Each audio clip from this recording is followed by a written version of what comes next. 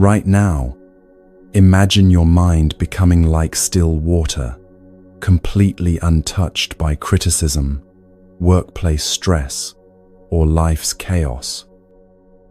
In the next 3 hours, I'll share ancient Buddhist principles that make this possible. This isn't about escaping the world, it's about finding unshakable freedom within it.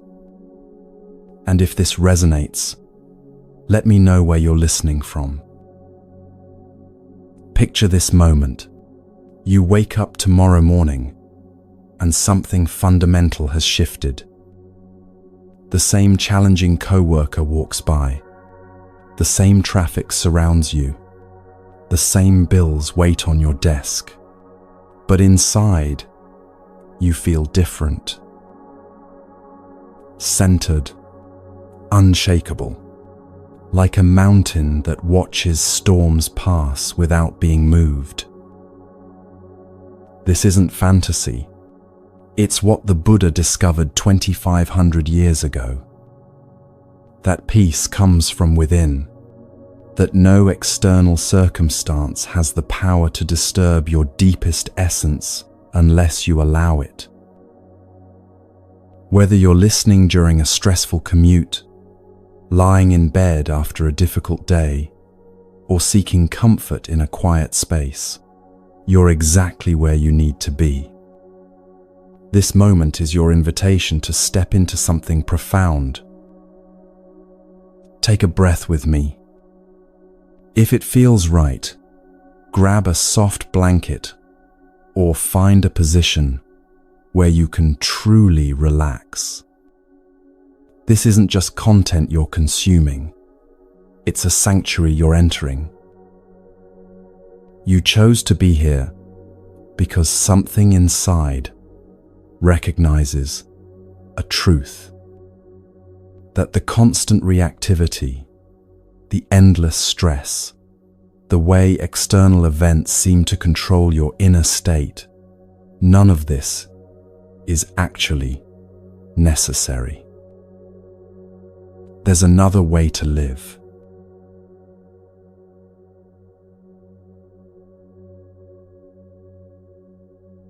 Buddhism teaches a profound truth that can revolutionize how you experience every interaction, every criticism, every difficult moment. No one can truly harm you without your permission. While the words and actions of others may feel sharp, their lasting impact depends entirely on how you choose to respond. This isn't about becoming cold or indifferent. It's about recognizing where your true power lies. When someone speaks harshly to you, what actually happens? Sound waves travel through air and reach your ears. Your mind interprets these vibrations as words, assigns meaning to them, creates a story about what they mean about you, and then generates an emotional response to that story. But here's what the Buddha understood. You are not powerless in this process. Between the sound waves and your suffering lies a space of choice.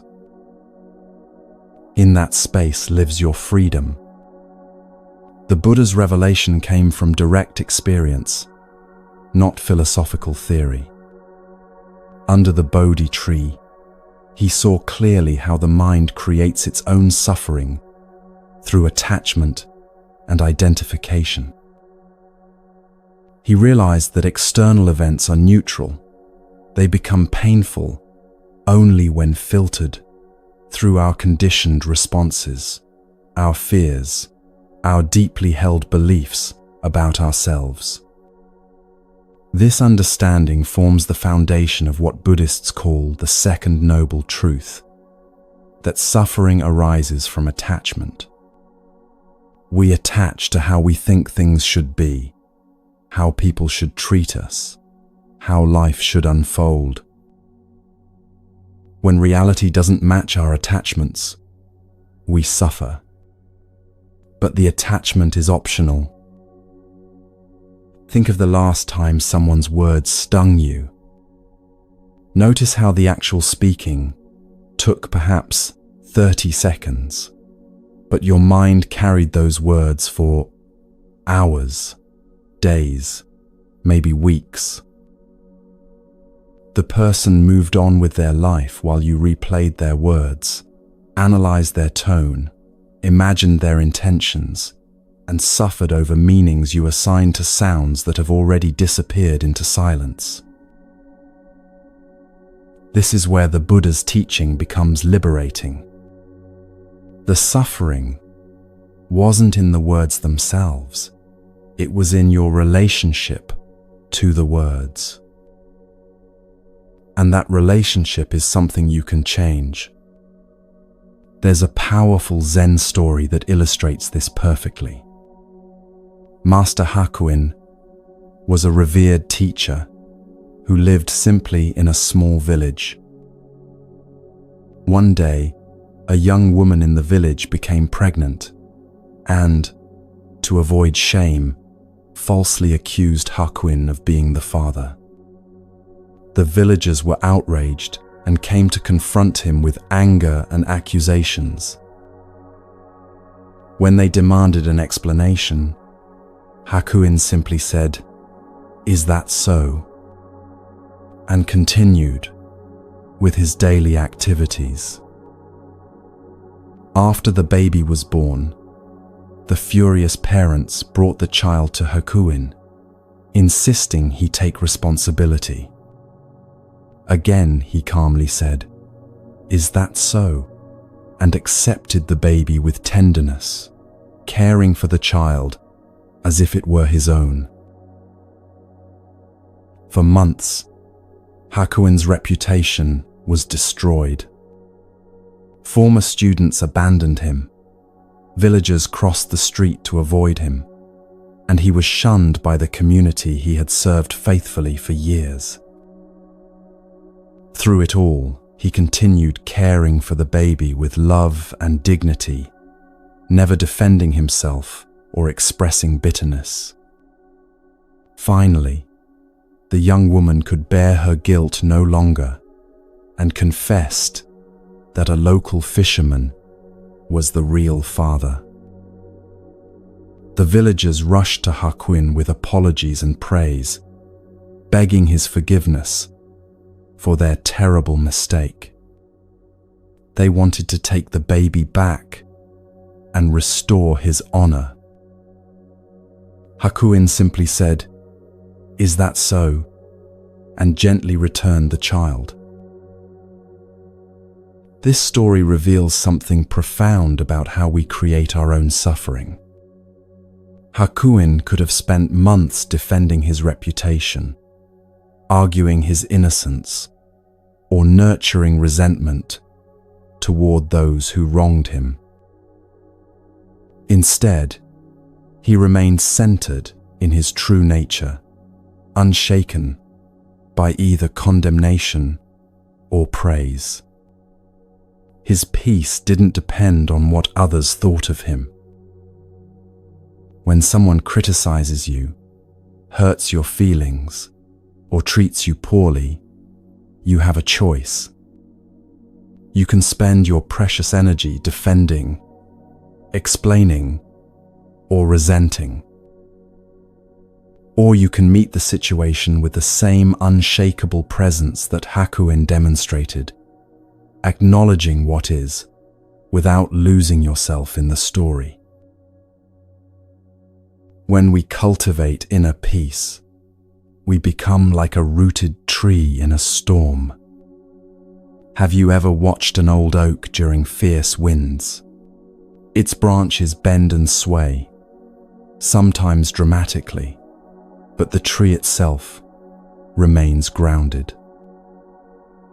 Its deep roots anchor it to something more stable than the weather passing through. This is the image the Buddha offered us for inner strength. Life will always bring challenges, criticism, and uncertainty. These are the winds that blow through every human existence. But they cannot uproot you unless your roots are shallow. The tree metaphor appears throughout Buddhist teaching because it captures something essential about resilience. Trees that survive the fiercest storms aren't the rigid ones that resist bending. They're the ones with flexibility above ground and stability below. Their secret lies not in avoiding the storm, but in remaining rooted while the weather passes. What does it mean to have deep roots? It means cultivating a sense of self that isn't dependent on external approval. It means knowing your worth doesn't fluctuate based on other people's opinions. It means understanding that your peace comes from within, not from managing how others treat you. In Zen Buddhism, this rootedness is called original nature, the unchanging awareness that remains constant regardless of what passes through it. Your original nature is like the tree's deep taproot, reaching down to an underground river that never runs dry. No matter how fierce the surface storms, this deeper source remains untouched. The tree doesn't resist the wind. That would make it rigid and likely to break. Instead, it moves with the storm while staying anchored. Similarly, you don't need to become hard or defensive when difficulties arise. You can acknowledge criticism, feel the temporary discomfort, and let it pass through you without taking up permanent residence in your heart. Master Linji, one of the great Zen teachers, said, "There is nothing special to do. Just be ordinary. Relieve yourself, wash your face, put on your clothes, and eat your food. When tired, sleep." This isn't dismissing the profound, it's pointing to the extraordinary ordinariness of an unshakable mind. When you're rooted in your true nature, even criticism becomes just another passing weather pattern, no more significant than clouds crossing the sky. When someone is unkind, their unkindness says something about their inner state, not yours. When someone judges you, their judgment reveals their perspective, not your value. Like a tree that doesn't take the storm personally, you can receive difficult moments without making them about your fundamental worth. Consider how a tree responds to different weather conditions. It doesn't rejoice when the sun shines and despair when clouds gather. It simply remains present with whatever comes, drawing what it needs from each condition. Rain provides water, sun offers energy, wind strengthens its trunk through resistance. Even harsh storms can clear away dead branches, making space for new growth. This perspective transforms how you understand difficult people and challenging situations. That critical coworker might be clearing away your need for external validation. That judgmental family member could be strengthening your ability to trust your own judgment. Even false accusations, like those faced by Master Hakuin, can become opportunities to discover how deeply your peace truly runs. This doesn't happen overnight. Growing deep roots takes time and practice.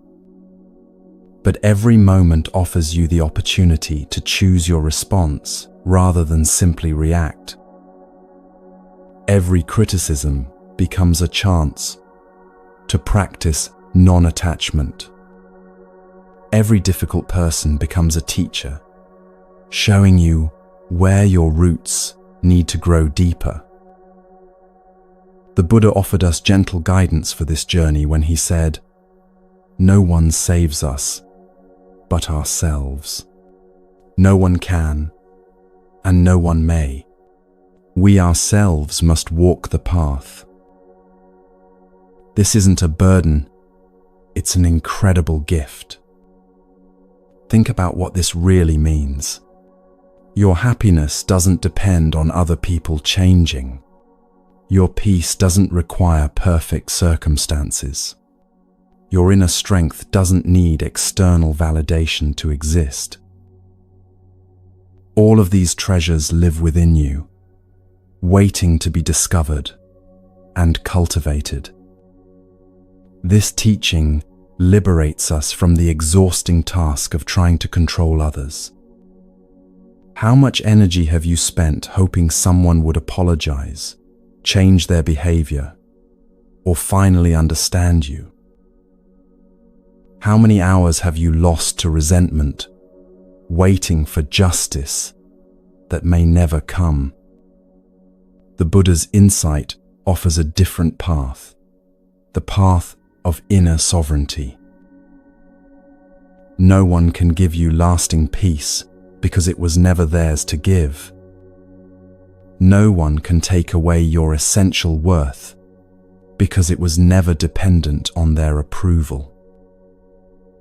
The path to unshakable inner strength is one you walk yourself, step by gentle step.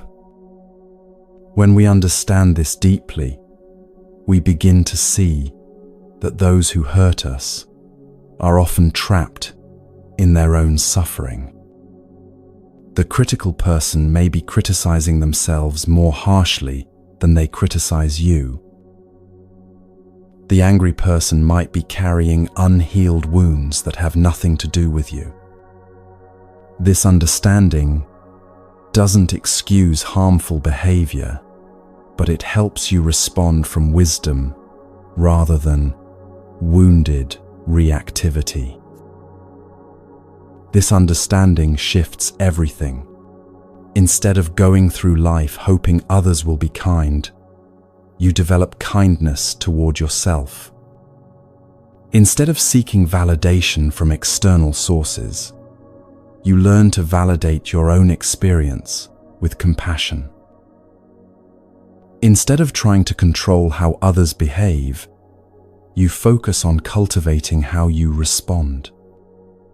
So, how do we actually develop this inner strength?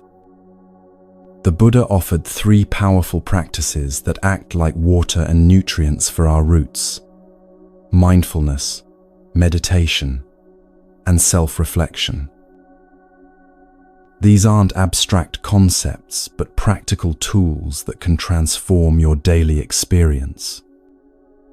Mindfulness is the practice of noticing what's happening in this moment without immediately judging it as good or bad. When someone speaks harshly, mindfulness helps you observe your immediate reaction, the tightening in your chest, the defensive thoughts, the urge to strike back. But instead of being swept away by these reactions, you simply notice them with curious awareness. This creates space. In that space, you can choose how to respond rather than being hijacked by automatic patterns. You might notice there's anger arising instead of "I am angry." This small shift changes everything because it reminds you that emotions are temporary visitors, not permanent residents. The Vietnamese Zen master Thich Nhat Hanh taught that mindfulness is like a gentle mother holding her crying baby. You don't push the baby away or try to stop the crying immediately. You simply hold the child with love and presence until the storm passes. Similarly, when difficult emotions arise from hurtful interactions, you can hold them with mindful awareness rather than being overwhelmed by them. Meditation trains your mind to return to stillness, even when disturbed. It's like strengthening a muscle. The more you practice returning to peace, the more natural it becomes. When you sit quietly each day, even for a few minutes, you're teaching your nervous system that calm is always available. You don't meditate to escape life's difficulties. You meditate to meet them from a place of inner stability. Like the tree with deep roots, you develop a core of stillness that remains steady regardless of external weather. This stability becomes your refuge when storms of criticism or judgment blow through your life. In Zen meditation, there's a practice called just sitting, where you simply rest in awareness without trying to achieve any particular state. This teaches you that your essential nature doesn't need to be improved or defended. It simply is. When someone attacks your character or questions your worth, you can return to this knowing of your fundamental completeness. Self-reflection allows you to see patterns that create suffering and gently release them. Perhaps you notice that you always take criticism personally, or that you seek approval from people who are unlikely to give it. Self-reflection isn't about judging these patterns, but about seeing them clearly so you can make different choices. When you regularly examine your reactions with kindness, you begin to understand your triggers and develop healthier responses. You might realize that harsh words hurt most when they echo something you already believe about yourself. This insight allows you to address the underlying self-criticism rather than just defending against external criticism. These practices work together like the sun, rain, and soil that help a tree grow strong. Mindfulness provides the awareness, meditation offers the stability, and self-reflection brings the wisdom to grow from every experience.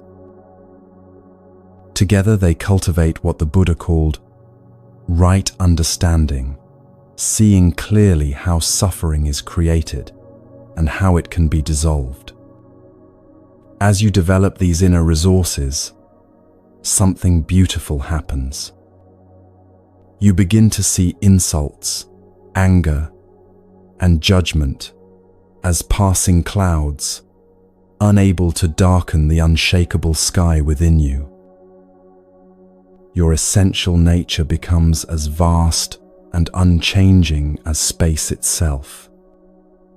Imagine your essential nature as a vast, clear sky. Clouds pass through this sky constantly.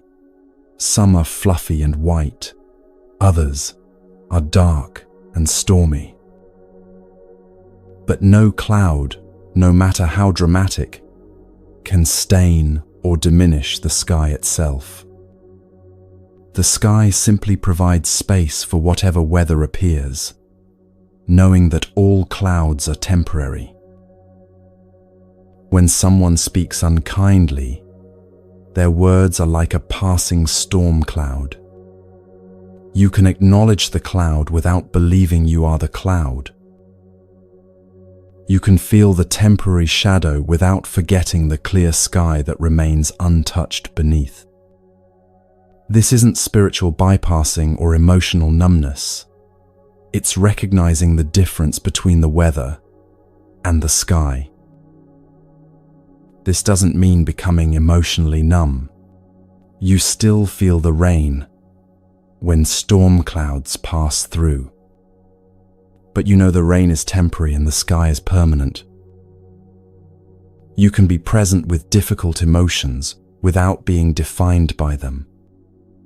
You can feel hurt without believing the hurt defines your worth. Sometimes the clouds bring lessons. Perhaps someone's criticism contains a grain of truth worth considering. From the spaciousness of your sky-like awareness, you can receive this gift without taking on the anger or judgment that delivered it. You can say, "Thank you for that insight," while letting the harsh tone pass through like wind. Other times, the clouds are simply other people's inner weather that has nothing to do with you. Someone's bad mood, their stress, their unresolved hurt. These can express themselves as criticism or judgment directed toward you. But like a mountain that doesn't take the storm personally, you can let their weather pass without absorbing it as your own. This sky-like quality of mind is what Zen calls don't know mind, a spacious awareness that doesn't immediately categorize experiences as good or bad, personal or impersonal. It simply receives whatever arises with openness and clarity. From this perspective, even harsh criticism becomes just another phenomenon arising and passing away in the vast space of awareness. Let's take a moment right now to experience this inner strength for yourself. Find a comfortable position and close your eyes if you feel safe doing so. Take 3 slow, deep breaths, letting each exhale release any tension you're carrying. Now bring to mind the last time someone's words or actions bothered you. Don't analyze or judge what happened. Simply hold the memory gently in your awareness. Notice any tension, hurt, or anger that arises as you remember. Don't try to change these feelings, just observe them with kindness. Now imagine yourself as that vast, clear sky we talked about. See the difficult memory as a cloud passing through your spacious awareness. The cloud might be dark or stormy, but it cannot stain or diminish the sky of your being. Notice how the sky has room for any weather. It doesn't resist or push away even the darkest storms. Breathe into this sky-like awareness.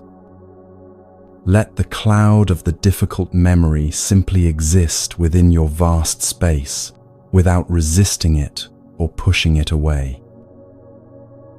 Notice how the sky remains unchanged no matter what weather passes through. This is your true nature, vast, unchanging, unshakable. When you're ready, gently open your eyes. This is the unshakable core that lives within you always. This is the part of you that no one can truly hurt without your permission. Remember, becoming unshakable doesn't mean you never feel pain. It means you know the difference between the temporary rain and the eternal sky. It means you can be fully present with life's difficulties without losing yourself in them. Like Master Hakuin saying, "Is that so?" To both praise and blame, you can meet all of life's weather with equanimity. You are not at the mercy of other people's moods, opinions, or actions. You are the keeper of your own peace, the guardian of your own heart.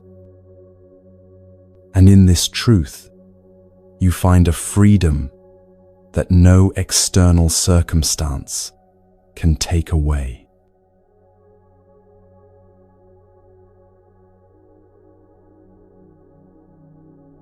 In Buddhist practice, we are encouraged to see every person as a teacher.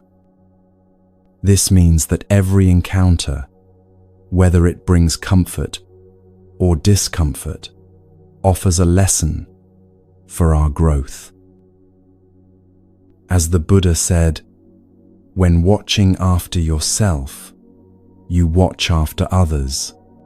When watching after others, you watch after yourself." This profound teaching transforms how we experience every human connection. Long ago, a young monk approached his teacher with a burning question that had troubled him for months. "Master," he said earnestly, "I have been studying diligently, meditating faithfully, and following all the precepts. Yet I feel my wisdom grows slowly. How can I find wise teachers to guide me more quickly along the path?" The teacher looked at his eager student with compassionate eyes and smiled gently. "Come with me," he said, setting down his tea and rising from his cushion. Without explanation, he led the young monk away from the quiet monastery and down the winding mountain path toward the village below. As they approached the town, the sounds of daily life grew louder. Voices called out, wheels creaked along dusty roads, animals brayed, and the general chaos of human activity filled the air. The monk wondered why his teacher had brought him to such a noisy, distracting place when he had asked about finding wisdom. The teacher led him directly to the bustling marketplace, the very heart of the village's commercial activity. Here, the noise was almost overwhelming. Merchants called out their wares in loud voices. Customers haggled vigorously over prices. Children ran between the stalls playing and sometimes crying, and strangers engaged in heated discussions about everything from politics to the weather. The young monk felt increasingly confused and slightly irritated. This seemed like the opposite of the peaceful environment he associated with learning and spiritual growth.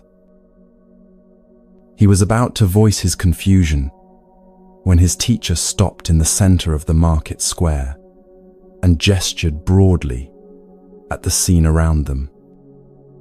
"You asked where you could find wise teachers," the master said, his voice calm despite the surrounding commotion. "They are all around you."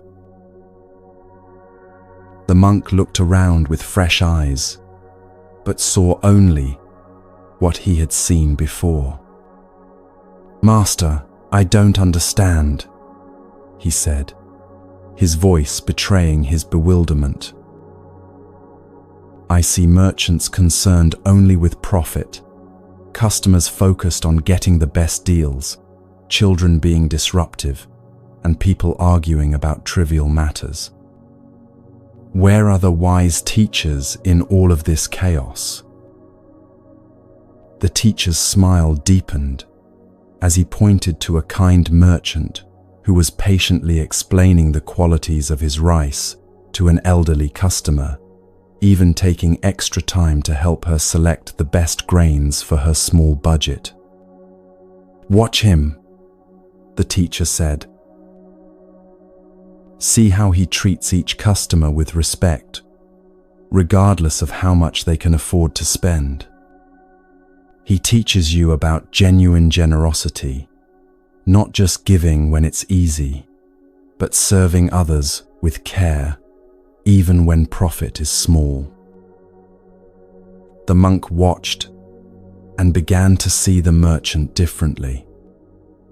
Indeed, the man's patience and kindness were evident in every interaction. He wasn't just selling rice, he was treating each person as worthy of his full attention and respect.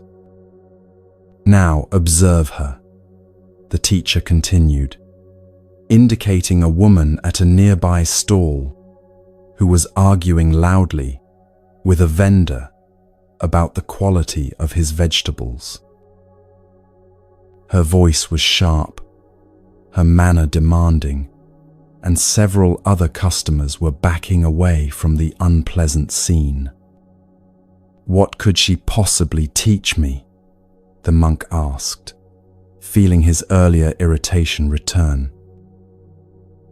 "She teaches you patience," the teacher replied serenely. "Notice how the vendor responds to her anger without becoming angry himself. See how he remains centered while she loses her center. She is showing you exactly what impatience looks like, and he is demonstrating how to meet it with equanimity. Both are your teachers." The monk watched the interaction unfold and realized his teacher was right. The difficult customer was indeed teaching him something valuable about patience, while the vendor was demonstrating how to practice it. Without meaning to, both were offering lessons in how to maintain inner peace during conflict. "And what about those people?" the monk asked, pointing to a group of strangers who seemed completely indifferent to each other, each absorbed in their own concerns and barely acknowledging anyone else's presence. "What could indifferent people possibly teach?" "They teach you self-reliance," the teacher explained patiently. "When others are too busy or preoccupied to offer support, you learn to find strength within yourself. Their indifference isn't personal, it simply reflects their own inner state. And in witnessing their disconnection, you learn the value of being present and engaged with life." The teacher's voice took on a deeper quality as he continued. "Every person is a mirror, my dear student. If you watch carefully, you will learn from all of them. The kind ones reflect back the generosity that lives within you, inspiring you to cultivate it further. The difficult ones show you your own capacity for patience and understanding. The indifferent ones teach you to rely on your own inner resources, rather than seeking constant validation from others." As the teacher spoke, the young monk felt something shift in his perception. The marketplace hadn't changed, but his way of seeing it had transformed completely. Where before he had seen only chaos and distraction, he now saw a vast classroom filled with lessons about human nature, about compassion, about the many ways people cope with life's challenges. "But teacher," the monk said slowly, "if everyone is a teacher, then why do we need formal instruction?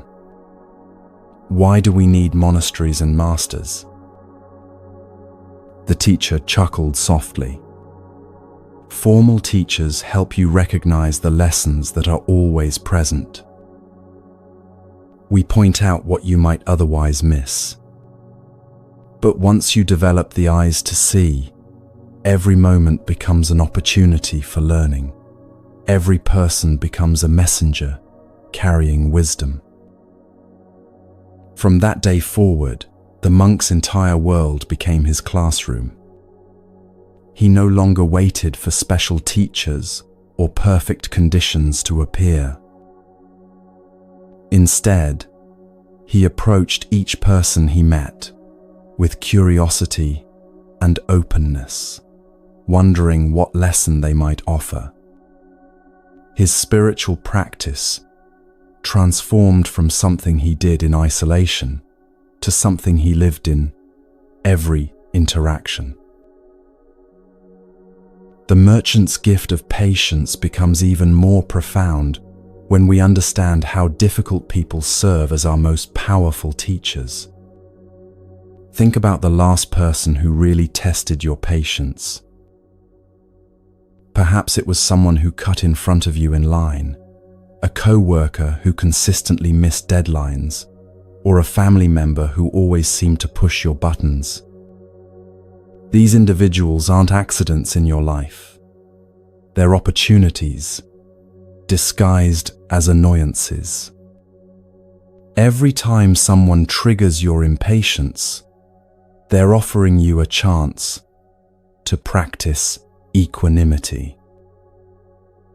Every moment of frustration becomes a moment to choose your response rather than simply react. Consider the merchant in the marketplace who faced the angry customer. He could have matched her energy, escalating the conflict and ruining both their days.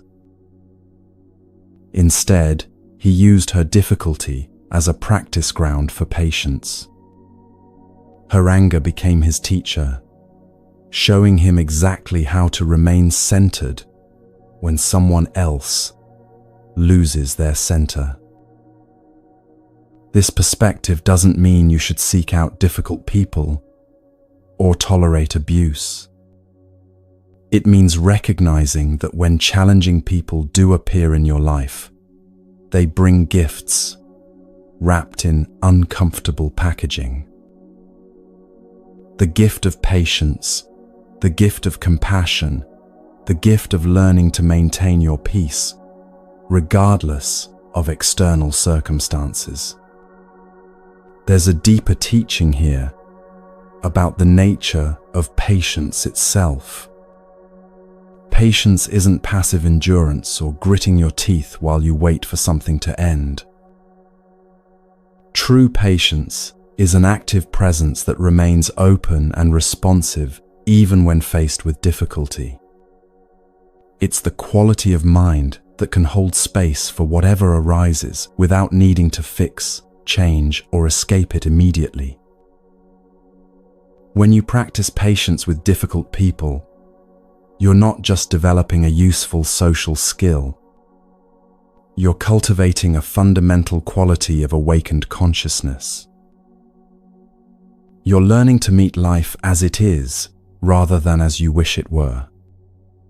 And this learning transforms not just your interactions with others, but your entire relationship with reality. The angry customer at the market was suffering. Her harsh words and demanding behavior were expressions of her inner turmoil, not accurate assessments of the merchant's worth. When the merchant met her difficulty with patience, he was practicing a form of compassion that benefits everyone. He didn't absorb her stress or take her behavior personally. Instead, he offered a steady presence, that could hold space for her distress without being disturbed by it. This is what patience teaches us: how to be present with suffering without adding to it, how to witness someone's pain without making it our own, how to respond to difficulty with wisdom rather than reactivity. These lessons are invaluable, and they come most clearly through encounters with people who challenge us. Children offer a completely different kind of teaching. In the bustling marketplace, the young monk initially saw the children as disruptive, their crying and playing as distractions from serious spiritual matters. But children are among our greatest teachers when it comes to presence and authenticity. Watch a young child at play, completely absorbed in building a tower of blocks or chasing a butterfly. They're not thinking about yesterday's disappointments or tomorrow's obligations. They're fully present in this moment, engaged completely with what's happening now. This is the quality of mind that meditation teachers spend years trying to cultivate, and children demonstrate it naturally. Children also teach us about emotional honesty. When a child is sad, they cry. When they're happy, they laugh. When they're angry, they express it directly, without layers of complex psychological manipulation. They haven't yet learned to hide their authentic feelings behind social masks. This doesn't mean we should express ourselves exactly like children do. As adults, we've developed emotional regulation skills that serve important social functions. But children remind us that authentic feeling is natural and healthy. They show us what it looks like to experience emotions fully without getting stuck in them permanently. A child who falls down and scrapes their knee will cry intensely for a few minutes, then be completely absorbed in play again once the immediate pain passes. They don't create elaborate stories about how the fall means they're clumsy or unlucky. They don't carry resentment toward the sidewalk that caused their injury. They simply feel what they feel, express it naturally, and return to presence once the feeling passes. Children also demonstrate natural curiosity and openness to learning.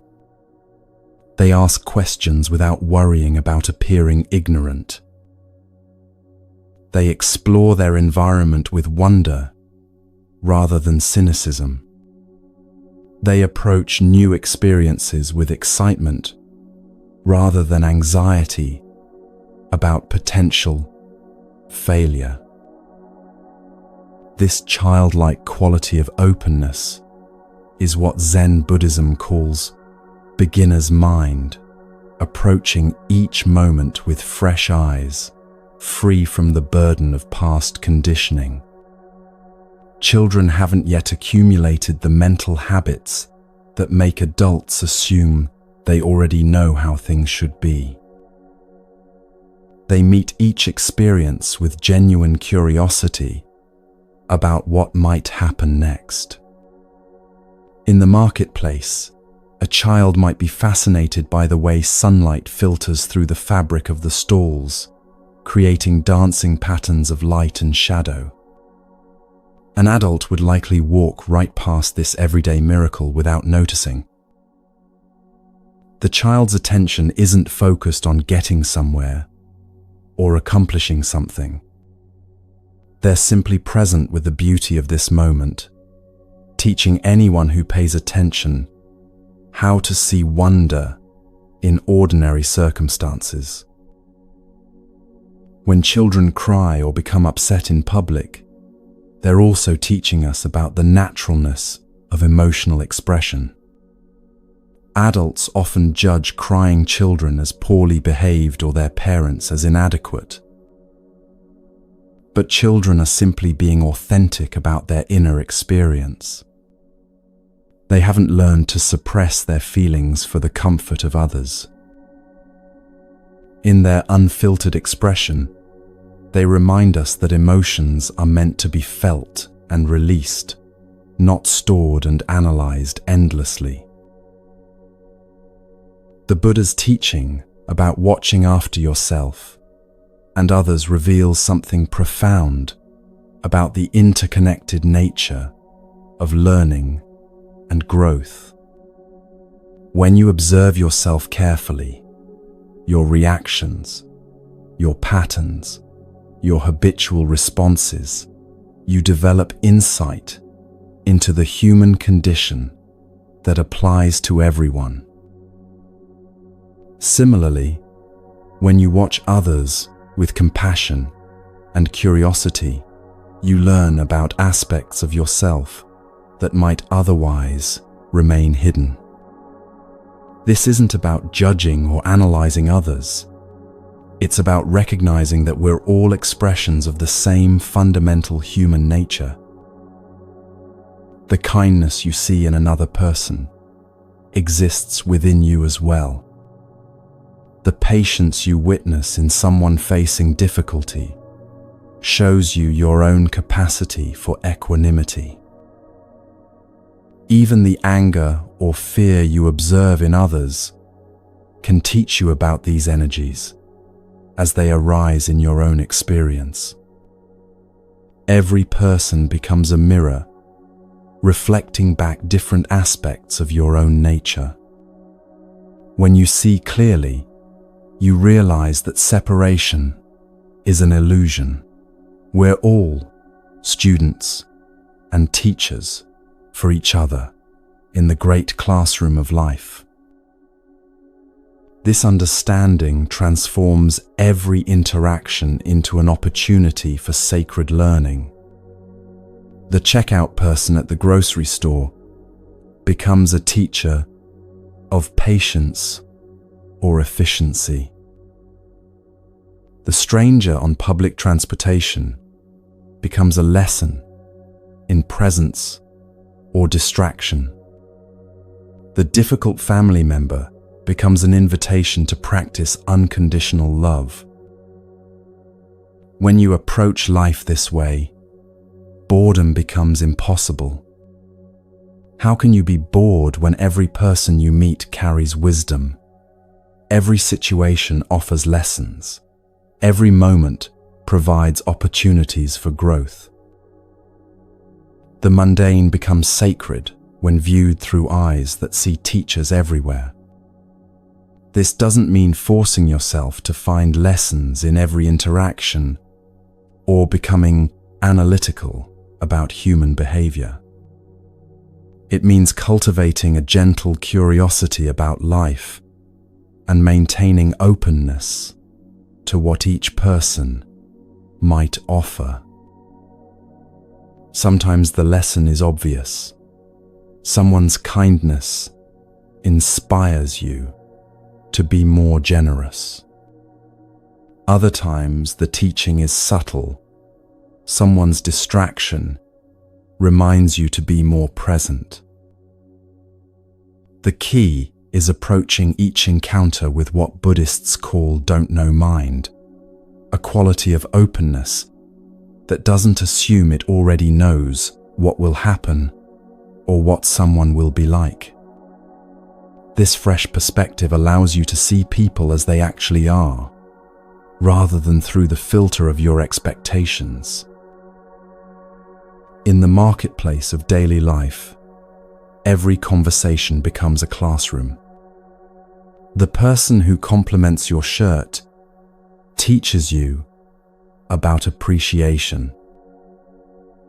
The one who ignores your greeting teaches you about non-attachment to others' responses. The individual who shares their troubles teaches you about the universality of suffering and the healing power of listening. Even silent encounters carry teachings. The way someone walks down the street, hurried or relaxed, present or distracted, offers insights into different ways of moving through life. The expression on someone's face while they wait in line reveals different relationships to time and patience.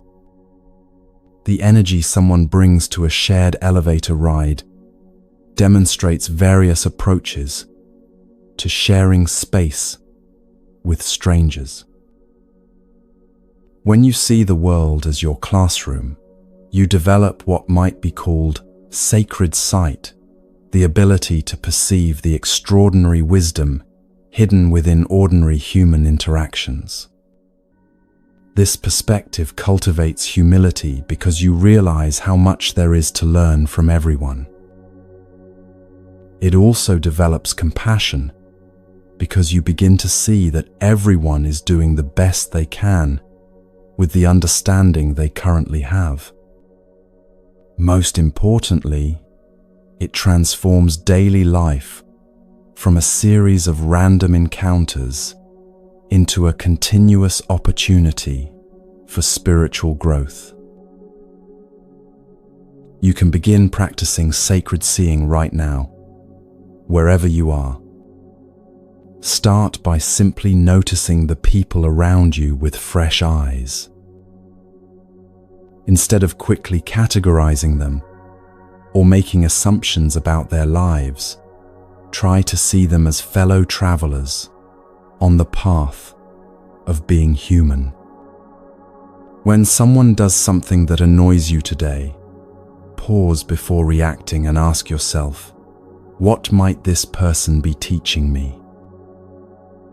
When you encounter someone who impresses you with their kindness or skill, reflect on how you might cultivate those same qualities in yourself. When you meet someone who seems indifferent or distracted, consider what their example might be showing you about presence and engagement. Practice looking for the humanity in everyone you encounter. Behind every face is a person with hopes, fears, dreams, and struggles, just like yours. Everyone you meet has been a child learning to walk, has experienced disappointment, has known joy. This recognition naturally cultivates the compassion that makes true learning possible. Remember that you too are a teacher for everyone you encounter. Your patience teaches others about calm presence. Your kindness demonstrates the possibility of generosity. Even your struggles, when met with grace, show others how to face difficulty with dignity. In this great web of mutual teaching and learning, we all serve each other's awakening.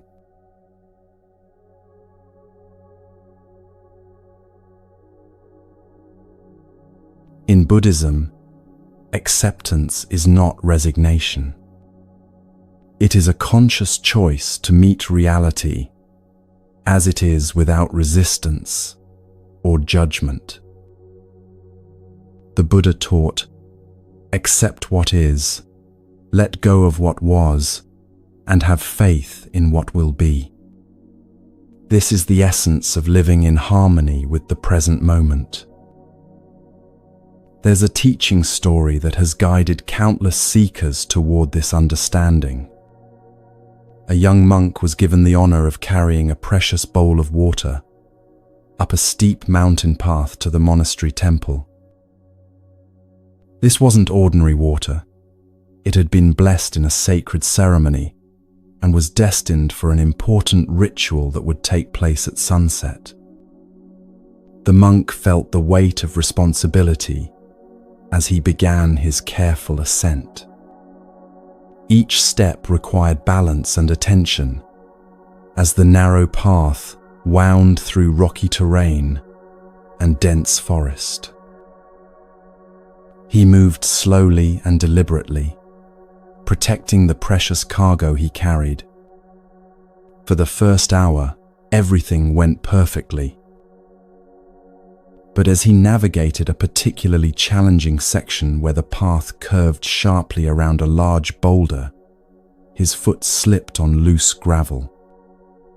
In that moment of lost balance, despite his desperate attempts to steady himself, nearly half the sacred water spilled onto the rocky ground. The monk watched in horror as the blessed liquid soaked into the earth and disappeared between the stones. His first reaction was devastation. How could he face his teacher having failed in such an important task? How could the ceremony proceed with only half the required water? He stood frozen on the path, staring at the wet stones and berating himself for his clumsiness. The weight of disappointment felt heavier than the bowl he still carried. His teacher, an elderly master, known for his wisdom and compassion, had been following at a distance to ensure the monk's safety. Seeing what had happened, he approached with a gentle smile that confused the distressed young man. "Master," the monk said, his voice heavy with regret, "I have failed you. The sacred water is lost, spilled carelessly on these stones. How can I face the community, knowing I've ruined the evening ceremony?" The teacher looked down at the wet rocks where the water had fallen, then gazed thoughtfully at the surrounding forest. "Walk with me," he said softly, "but keep your eyes open for what wishes to be seen." Confused but obedient, the monk followed his teacher along the path. They continued climbing for several minutes in contemplative silence. The monk's mind was still consumed with self-criticism and worry about the consequences of his mistake. He barely noticed the beauty of the forest around them or the way late afternoon sunlight filtered through the canopy above. His entire attention was focused on the story of failure he was telling himself about the spilled water. Suddenly, the teacher stopped and pointed to something beside the path. "Look," he whispered, his voice filled with wonder. The monk followed his teacher's gaze and gasped at what he saw. There, growing from a tiny crack in the rocks, exactly where the water had spilled, were several small wildflowers that hadn't been there before. Their delicate petals seemed to glow in the filtered sunlight, and tiny drops of the spilled water still clung to their leaves like jewels. "The water you thought was lost," the teacher said gently, "has given life to something beautiful that couldn't have existed otherwise. While you were focused on what was gone, something new was quietly being born. The ceremony tonight will be meaningful with the water that remains. But these flowers will bless this path for many days to come, bringing joy to every traveler who passes this way." The monk stared at the unexpected blooms, feeling his entire perspective shift. The spilled water hadn't been a failure, It had become a gift to the mountain itself. What he had judged as loss had actually been transformation. The accident he had condemned as carelessness had created beauty in a place where beauty hadn't existed before. Acceptance, the teacher continued, is like seeing those flowers. Life may spill what we think we need, but it often gives something else in return if we stop resisting long enough to notice. When we spend our energy lamenting what's gone, we miss the new gifts that are trying to emerge. The monk realized that his teacher was pointing to something much deeper than flowers growing from spilled water.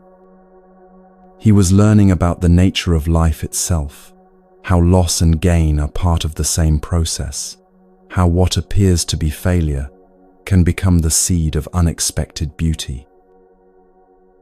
The accident on the mountain path became a metaphor for all the ways that life doesn't match our plans, and how these departures from our expectations can lead to discoveries we never could have imagined. This teaching about flowing with life's currents becomes even clearer when we consider the image of navigating a river. Imagine yourself in a small boat on a powerful river with a strong current. You have a destination in mind, perhaps a village downstream where you hope to arrive by evening. But the river has its own pace and direction, and fighting against its flow only leads to exhaustion and frustration. If you spend all your energy rowing upstream against the current, you'll quickly become tired and make little progress. Your arms will ache, your boat will be tossed about by the rushing water, and you'll likely end up further from your destination than when you started. Worse yet, your struggle with the river will prevent you from enjoying the journey or noticing the beauty along the banks. But when you align with the river's flow, everything changes. You can still steer your boat and choose your course, but you're working with the water's natural movement rather than against it. Your paddle strokes become efficient and purposeful, guiding rather than forcing. You move downstream with grace and ease, covering more distance with less effort. This doesn't mean you become passive or give up all control. A skilled river navigator knows how to read the current, how to use eddies and backwaters to their advantage, how to avoid dangerous rapids while still making progress downstream. They understand that cooperation with the river's power is far more effective than opposition to it. Life works exactly the same way. When you resist what's happening, fighting against illness, raging against injustice, refusing to accept changes in relationships or circumstances, you exhaust yourself without changing the fundamental flow of events. Your resistance doesn't stop the river, it only makes your journey more difficult and prevents you from navigating skillfully. But when you learn to move with life's currents, while still maintaining your ability to steer, you discover a profound sense of ease and effectiveness. You can respond to challenges without being overwhelmed by them. You can adapt to unexpected changes without losing your sense of direction. You can experience setbacks without interpreting them as personal failures. This skill of flowing with life while maintaining purposeful direction is what Buddhists call right effort. It's the balance between striving and surrendering, between caring deeply about outcomes while holding them lightly. Like a river navigator who guides their boat downstream, you learn to work with the conditions you're given, rather than fighting for the conditions you wish you had. Sometimes the river of life carries you through calm, peaceful stretches where navigation is easy and the scenery is beautiful. During these times, acceptance feels natural and effortless. But the river also includes rapids, unexpected turns, and obstacles that require all your skill and attention. These challenging sections are where acceptance becomes most difficult and most necessary. When you encounter the rapids of serious illness, relationship breakdowns, career setbacks, or loss of loved ones, your first instinct might be to fight against the current. You want to paddle upstream, back to calmer waters, back to a time when things were easier.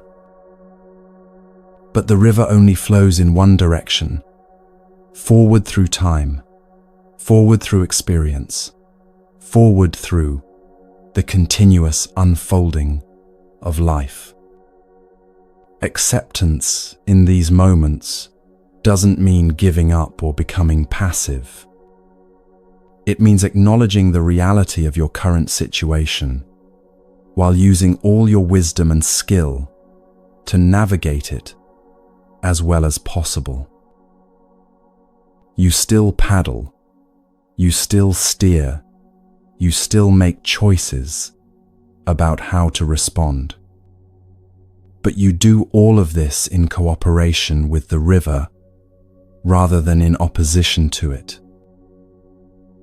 The flowers that bloomed from the spilled water teach us something beautiful about finding meaning in apparent loss. What the young monk initially experienced as failure became the source of unexpected beauty. The sacred water didn't disappear. It transformed into something that could bless the mountain path for weeks to come. This principle applies to every loss and disappointment in our lives. The job you didn't get might redirect you toward work that's more aligned with your true calling. The relationship that ended might make space for deeper self-understanding and more authentic connections. The illness that slowed you down might teach you to appreciate simple pleasures you had been too busy to notice. None of this means that loss isn't painful, or that we should pretend disappointment doesn't hurt. The monk's initial distress about spilling the water was natural and understandable. Grieving what's gone is part of the human experience. But when we hold our grief lightly and remain open to what's emerging, we create space for new forms of beauty to appear. Sometimes the flowers that grow from our spilled water are immediately visible. Other times, they take seasons or even years to bloom. The key is trusting that nothing is ever truly wasted, that every experience, even painful ones, can become soil for future growth.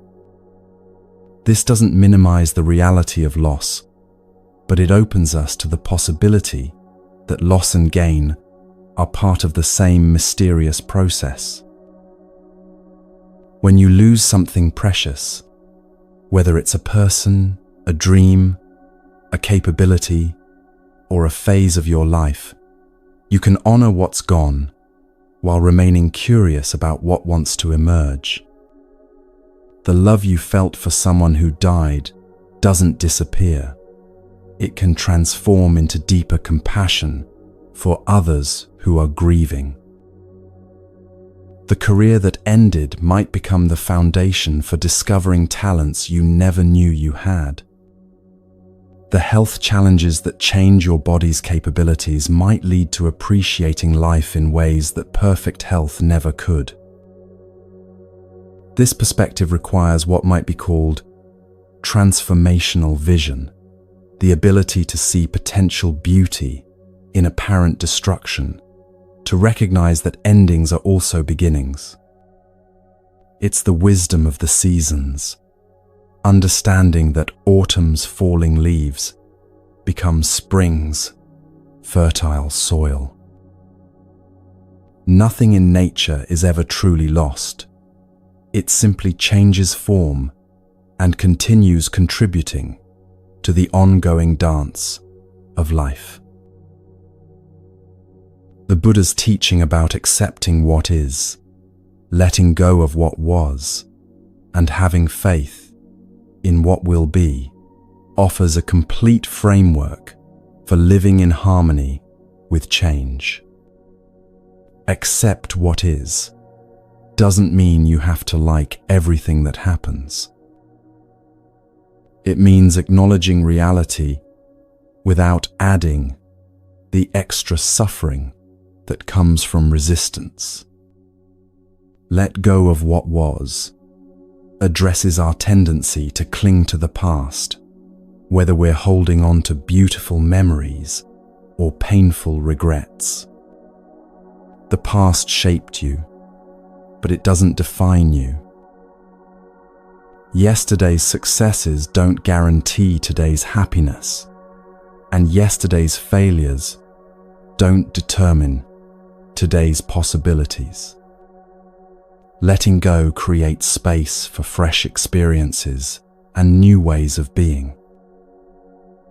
Have faith in what will be isn't about believing everything will work out exactly as you hope. It's about trusting the process of life itself, the same process that turns seeds into flowers, winter into spring, and spilled water into unexpected beauty. This faith doesn't require knowing what's coming next. It simply requires believing that whatever comes can be met with wisdom and grace. Acceptance becomes active compassion when we realize that everyone is navigating the same river, facing the same challenges of flowing with life, while maintaining their sense of direction. When someone is struggling with acceptance, fighting against their circumstances, or clinging desperately to what's passing away, you can offer them the same gentle presence that the teacher offered the distressed monk. This compassionate acceptance doesn't mean trying to fix others or convince them to see things your way.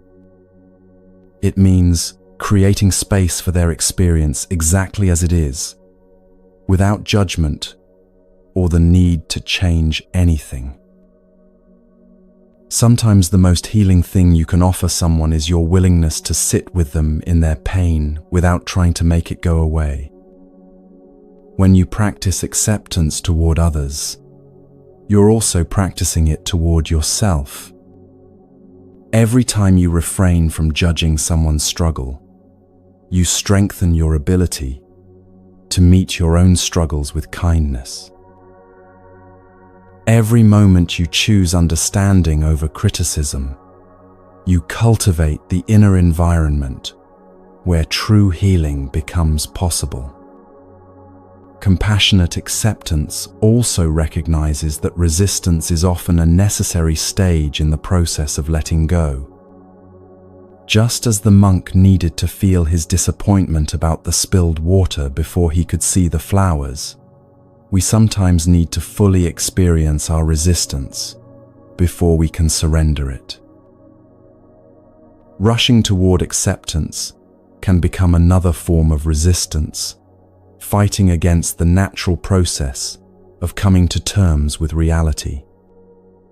True acceptance often arrives gradually, like dawn slowly brightening the sky. First, there might be moments of recognition that fighting isn't working. Then periods of experimentation with letting go. Eventually, a growing sense of ease with what is, accompanied by renewed energy for engaging wisely with life's ongoing challenges.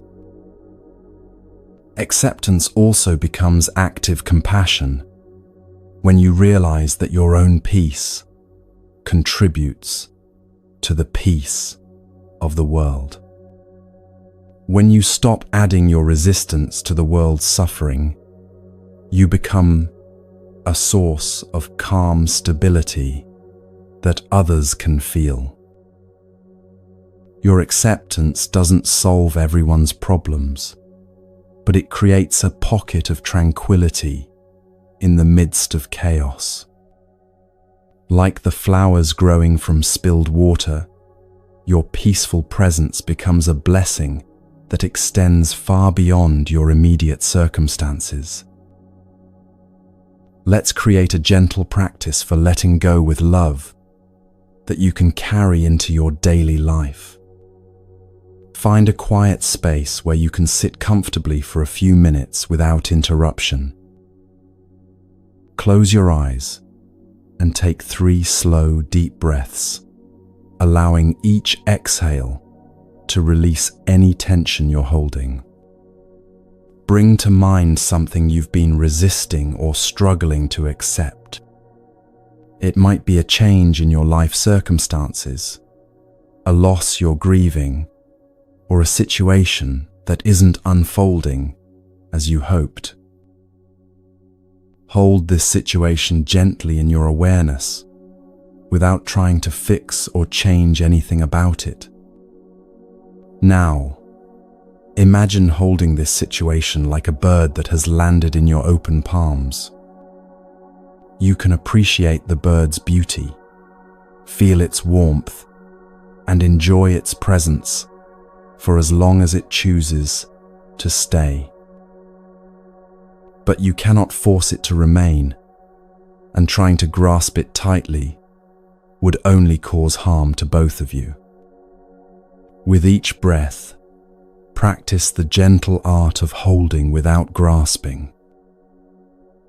Let your hands remain open, your heart remains soft, and your mind remains spacious. If the bird flies away, trust that its departure makes space for whatever wants to arrive next. As you breathe, silently repeat these words. I accept what is. I release what was. I trust what will be.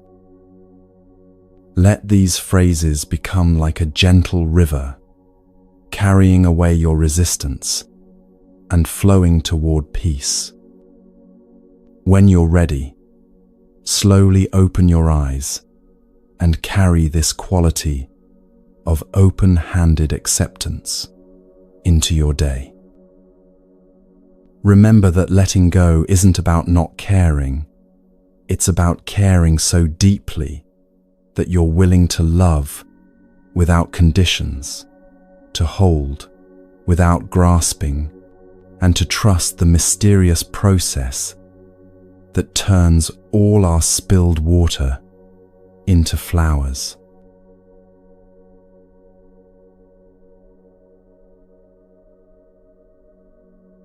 In Buddhist teaching, gratitude is more than a pleasant feeling. It is a way of seeing the world that changes how we live each moment. It shifts our focus from what is missing to what is present, from scarcity to abundance. As the Buddha reminded us with gentle wisdom, even the smallest blessings deserve our recognition and appreciation. The Buddha's teaching on gratitude emerged from his deep understanding of how the mind creates suffering through constant comparison and wanting. He observed that humans have a tendency to focus on what they lack rather than appreciating what they already possess. This mental habit creates a persistent sense of dissatisfaction that can cloud even the most beautiful moments. His revolutionary insight was that happiness doesn't come from having more, but from fully recognizing what's already here. He taught his followers to find joy in the most basic aspects of existence: learning, health, and life itself. This wasn't about lowering expectations or settling for less. It was about discovering the extraordinary richness hidden within ordinary experience. The Buddha's approach to gratitude was brilliantly practical. He understood that people often dismiss small blessings while waiting for grand achievements or perfect circumstances. So he invited his students to appreciate incremental progress, modest health, and the simple fact of being alive. These aren't consolation prizes for those who fail to achieve greatness. They're the fundamental gifts that make all other experiences possible. Consider what it means to learn a little in the context of a full day. Perhaps you discovered something new about a colleague's perspective during a conversation. Maybe you noticed how morning light falls differently across your kitchen table as the seasons change. Or you realize that taking 3 deep breaths before responding to frustration actually works. These small learnings might seem insignificant, but they represent the ongoing miracle of consciousness, expanding, and wisdom deepening. The Buddha recognized that every day offers countless opportunities for discovery if we pay attention. Even routine activities become sources of insight when approached with curiosity rather than automaticity. The way hot water transforms dried tea leaves into a fragrant beverage reveals something about transformation itself. The feeling of soap and warm water on your hands while washing dishes connects you to the simple pleasure of cleanliness and care. These moments of everyday learning accumulate into a life rich with wonder and appreciation. Health, the Buddha taught, is perhaps our most undervalued blessing. When our body functions smoothly, we rarely think about the intricate coordination required for breathing, digestion, circulation, and movement. We take for granted the miraculous cooperation of billions of cells working together to sustain our existence. Only when illness strikes do we suddenly appreciate the gift of feeling well. But the Buddha's teaching invites us to appreciate health while we have it, not just when it's threatened. This means noticing the pleasure of easy breathing, the comfort of a body free from pain, the energy that allows you to walk across a room or lift a cup of tea. Even partial health, the ability to see, hear, think, or move in any capacity, represents an incredible blessing that millions of people would treasure. The deepest level of the Buddha's gratitude teaching focuses on existence itself. Being alive is so fundamental that we rarely consider how remarkable it is. Yet conscious awareness, the ability to experience anything at all, is the prerequisite for every joy, every learning, every connection we'll ever have. Without life, there are no second chances, no opportunities for growth, no possibilities for love or wisdom or peace. This perspective transforms how we understand difficult days. Even when nothing seems to go right, when you feel you've learned nothing new and your body aches with fatigue or stress, the fact that you're experiencing these challenges means you're alive. And being alive means tomorrow offers fresh possibilities. Every breath you take is another chance to respond differently, to choose more wisely, to love more freely. The Buddha's graduated approach to gratitude, appreciating much learning, then little learning, then health, then life itself, provides a safety net for the heart. On days when you feel accomplished and everything flows smoothly, gratitude comes easily. But on challenging days when progress seems minimal and satisfaction feels elusive, you can still find genuine reasons for appreciation. This isn't about forcing false positivity, but about recognizing authentic blessings that are always present. One of the most accessible doorways into gratitude is through simple sensory experiences that we encounter every day. Consider the ritual of making and drinking tea, an activity so ordinary that it usually happens without conscious attention. Yet within this simple practice lies a profound meditation on appreciation and interconnection. Begin by noticing the morning sunlight as it enters your kitchen window. This light has traveled 93 million miles to reach you, carrying energy that will warm your face and illuminate your day. The same sun that rises for you also rises for billions of other people around the world, connecting you to the vast community of Earth's inhabitants. For this moment, you share the gift of daylight with farmers in distant fields, children walking to school, and elders sitting quietly on park benches. As you fill your kettle with water, pause to appreciate this clear, life-giving liquid.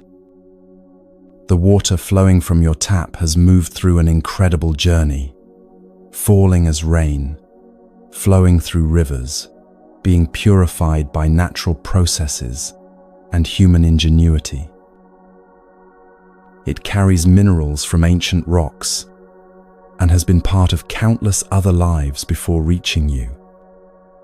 In some parts of the world, people walk for hours to find clean water. Yet it arrives at your sink with the simple turn of a handle. Watch the steam rise as the water heats, transforming from liquid to vapor before your eyes. This change of state represents one of nature's fundamental principles, that everything is in constant flux, always transforming, never remaining exactly the same. The rising steam carries warmth and moisture into the air, humidifying your kitchen and creating the perfect atmosphere for preparing tea. When you place tea leaves in your cup, you're participating in a tradition that spans thousands of years and countless cultures. These leaves grew on bushes, tended by farmers, whose hands carefully picked each leaf at just the right moment. The leaves were processed, dried, and transported across possibly thousands of miles to reach your kitchen. Workers in factories, drivers on highways, and store clerks all played a role in bringing this tea to you. As the hot water meets the tea leaves, notice the transformation happening in your cup. The clear water becomes amber, then deeper brown as the leaves release their essence. The aroma rises to meet your senses, carrying hints of the soil where the tea grew, the rain that nourished it, and the sun that powered its growth. This fragrance connects you directly to the earth and weather patterns of distant landscapes. Hold the warm cup in your hands and feel the heat transfer from ceramic to skin. Your hands, with their intricate network of bones, muscles, and nerves, can sense temperature, texture, and weight with remarkable precision. The warmth of the cup spreads through your palms and fingers, creating a simple but profound comfort.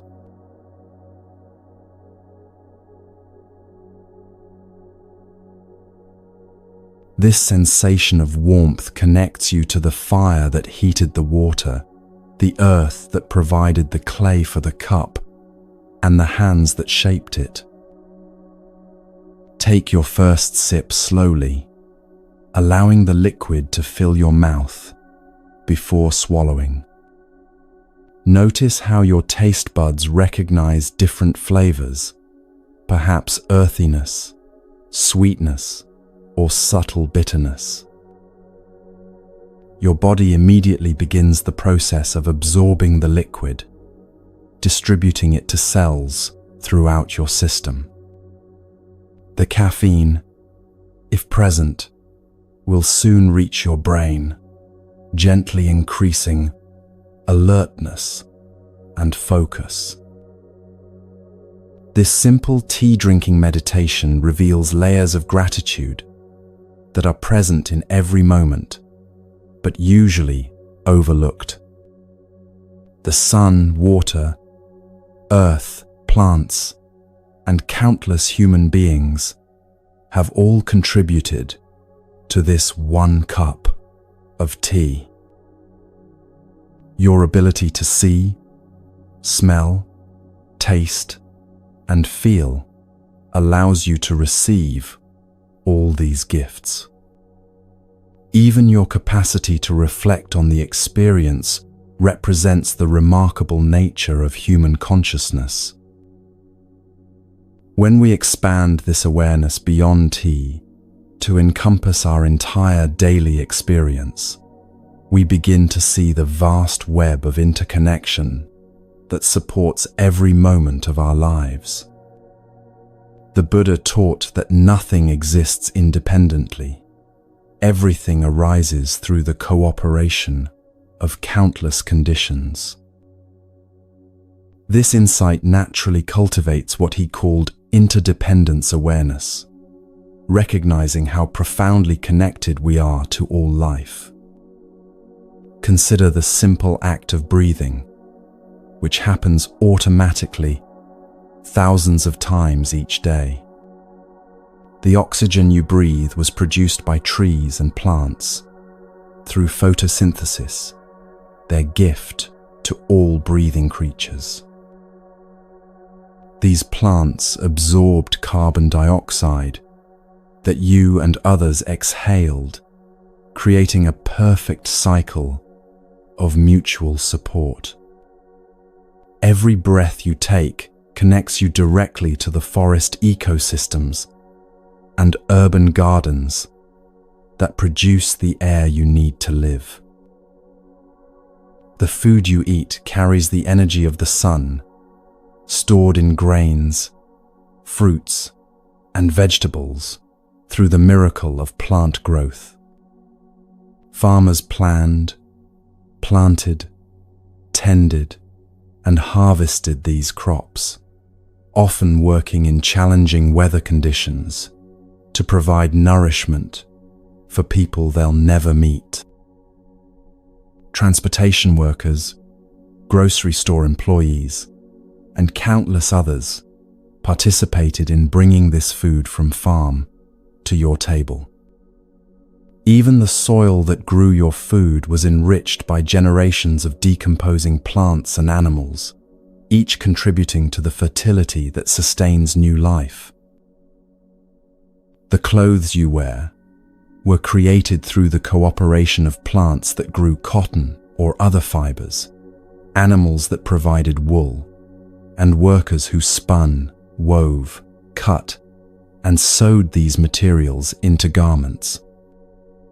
The roof over your head was built by carpenters, electricians, plumbers, and many other skilled workers, using materials harvested from forests and quarries.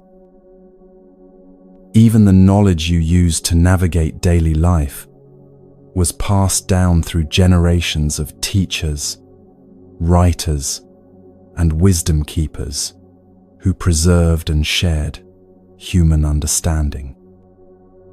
This web of interdependence extends to emotional and spiritual support as well. Every kind word you've received, every moment of encouragement, every expression of love has contributed to your ability to face life's challenges.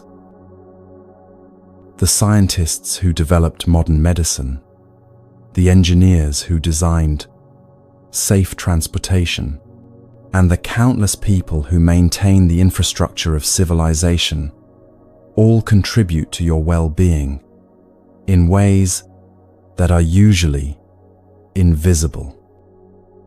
Recognizing this interconnected web doesn't diminish your individual worth or accomplishments. Instead, it reveals how your existence is supported by an infinite network of generosity and mutual aid. You are not separate from this web. You are an integral part of it, both receiving and giving support in countless ways. Every breath you take, every kind word you speak, every moment of peace you cultivate, ripples out to benefit the whole web of life.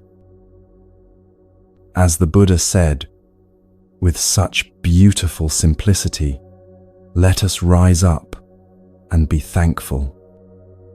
For if we didn't learn a lot today, at least we learned a little. And if we didn't learn a little, at least we didn't get sick. And if we got sick, at least we didn't die. So let us all be thankful. This teaching offers a ladder of gratitude that you can climb on any day, regardless of circumstances. It acknowledges that some days are more blessed than others, while insisting that every day contains reasons for appreciation. The practice is finding the appropriate level of gratitude for whatever you're experiencing, then resting in that appreciation rather than reaching for what you don't have. Cultivating sacred appreciation requires intention and practice, just like any other beneficial habit. One powerful approach is keeping a gratitude journal, but not in the superficial way that's often suggested. Instead of quickly listing 3 things you're grateful for, take time to explore one blessing deeply each day. Write about how this blessing came to be, who contributed to making it possible, and how it connects you to the larger web of life. Another practice is gratitude meditation, where you sit quietly and systematically appreciate different aspects of your current experience. Begin with your body, the miracle of circulation, the gift of sensation, the remarkable coordination that allows movement. Then expand to your immediate environment, the shelter around you, the temperature that keeps you comfortable, the sounds that connect you to life beyond your walls. Gradually include your relationships, your opportunities for learning and growth, and finally, the vast natural systems that sustain all life on Earth. Mindful appreciation throughout the day transforms ordinary activities into opportunities for gratitude. When you wash your face, appreciate the gift of clean water and the sensation of freshness. When you eat, pause to acknowledge the sun, rain, and soil that created your food. When you interact with others, recognize the privilege of communication and connection. These moments of conscious appreciation don't take extra time. They simply add depth and richness to activities you're already doing. Expressing gratitude to others creates ripples of appreciation that extend far beyond the immediate interaction. Thank the bus driver, the store clerk, the person who holds a door open for you. These expressions of appreciation often brighten someone's entire day and remind them that their contributions matter. When you acknowledge the people who support your daily life, you're participating in the web of mutual recognition that strengthens human community. Even in difficult times, the practice of sacred appreciation can provide anchor points of stability and hope. During illness, you might appreciate the parts of your body that are still functioning well. During conflict, you can recognize the gift of eventually learning and growing from challenge. During loss, you might feel grateful for the time you had with whatever or whoever is gone. This isn't about denying pain, but about maintaining connection to sources of nourishment even when life feels depleted. Let's practice a simple 3-breath gratitude technique that you can use anywhere, anytime, to reconnect with appreciation. This practice is particularly helpful when you're feeling stressed, overwhelmed, or disconnected from joy. First, take a slow, deep breath and appreciate something about your body that's working well right now. Perhaps your heart beating steadily, your lungs drawing in air effortlessly, or your eyes allowing you to see these words. Let your appreciation for this physical blessing fill the entire breath. On your second breath, extend your gratitude to someone who has supported you recently. This might be a family member, friend, co-worker, or even a stranger who offered a kind gesture. Feel the warmth of connection as you breathe in appreciation for their presence in your life. With your third breath, expand your gratitude to include something in the natural world that sustains you. The air you're breathing, the sunlight streaming through windows, the trees producing oxygen, or the rain that waters the earth. Let this breath connect you to the vast web of life that supports your existence. These 3 breaths of gratitude can shift your entire perspective in less than a minute. They remind you that appreciation is always available, regardless of external circumstances. You carry within you the capacity to recognize blessings, to feel connected to others, and to appreciate your place in the magnificent web of existence.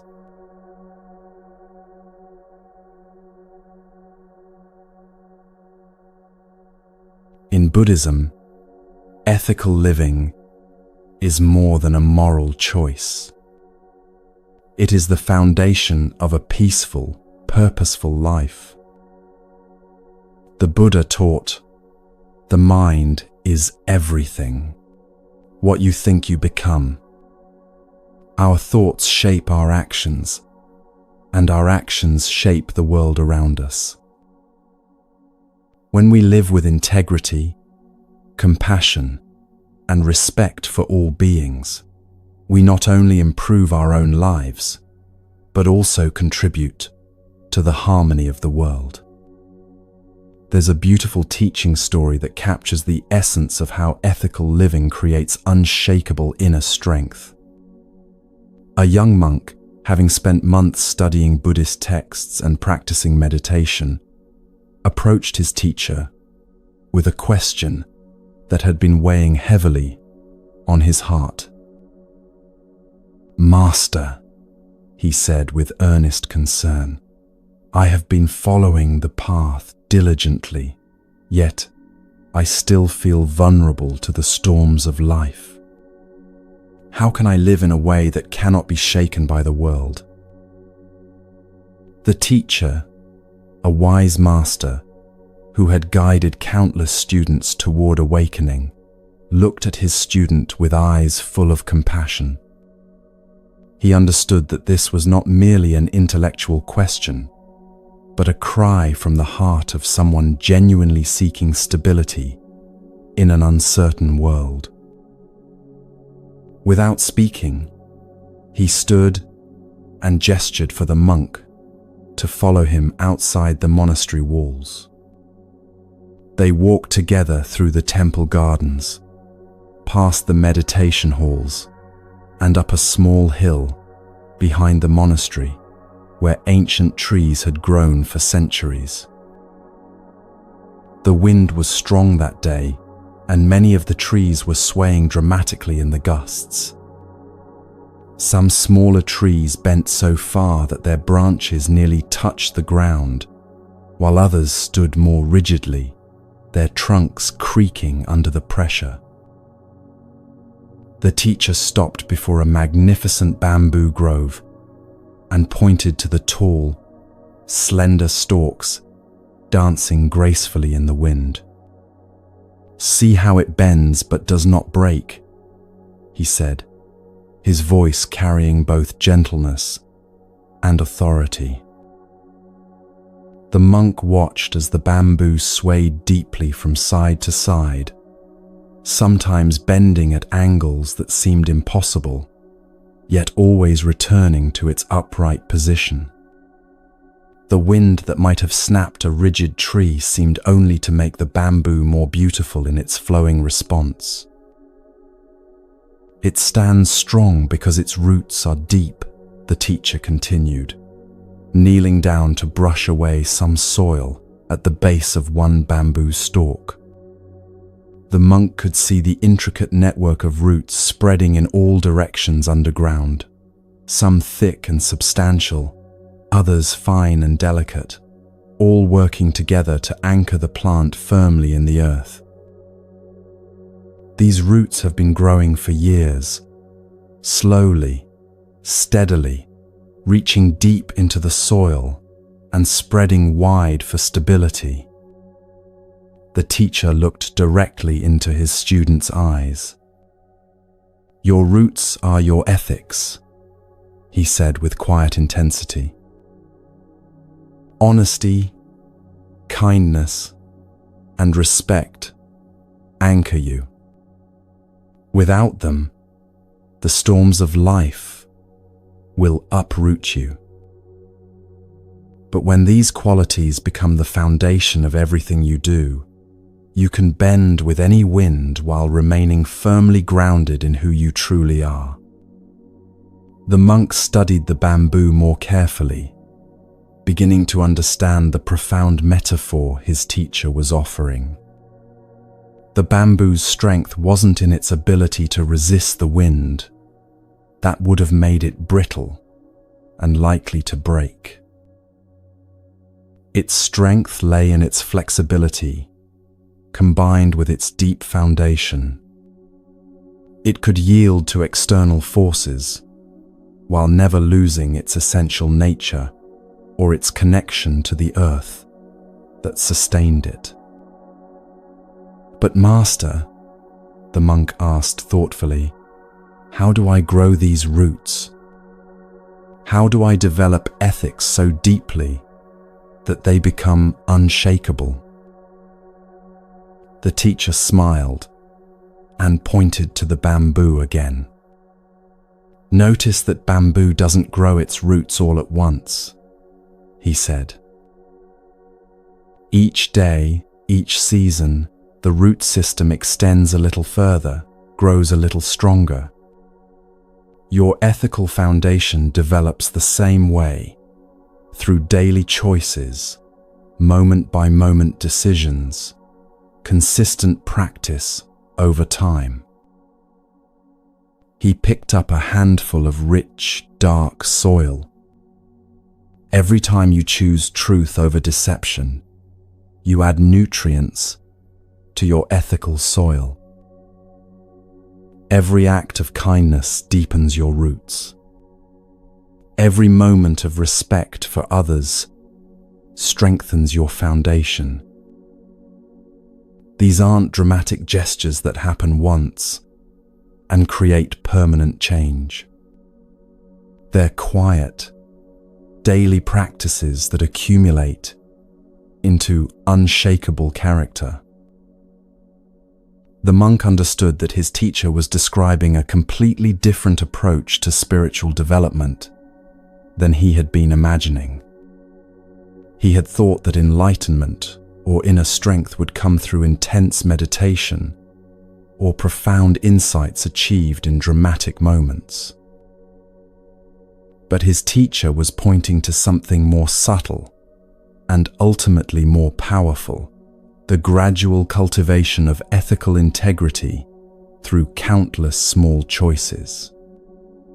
"Strength is not in resisting the wind," the teacher continued, "but in living so firmly in truth and compassion that nothing can move your heart from its place." The bamboo doesn't fight against the storm, it dances with it while remaining rooted. Similarly, you don't need to resist life's challenges or try to control every external circumstance. You need to live with such integrity that your responses arise naturally from your deepest values, regardless of what pressures you face. The teacher gestured toward the entire bamboo grove, where hundreds of stalks moved together in harmony with the wind.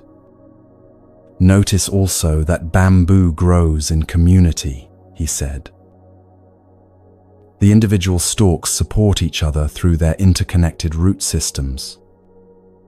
Your ethical living doesn't just benefit you, it strengthens the entire community of beings around you.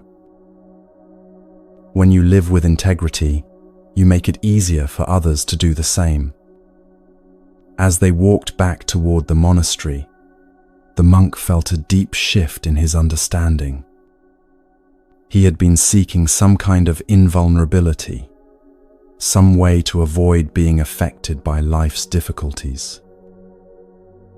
But his teacher had shown him something far more valuable: how to remain flexible and responsive while being anchored in unshakable principles.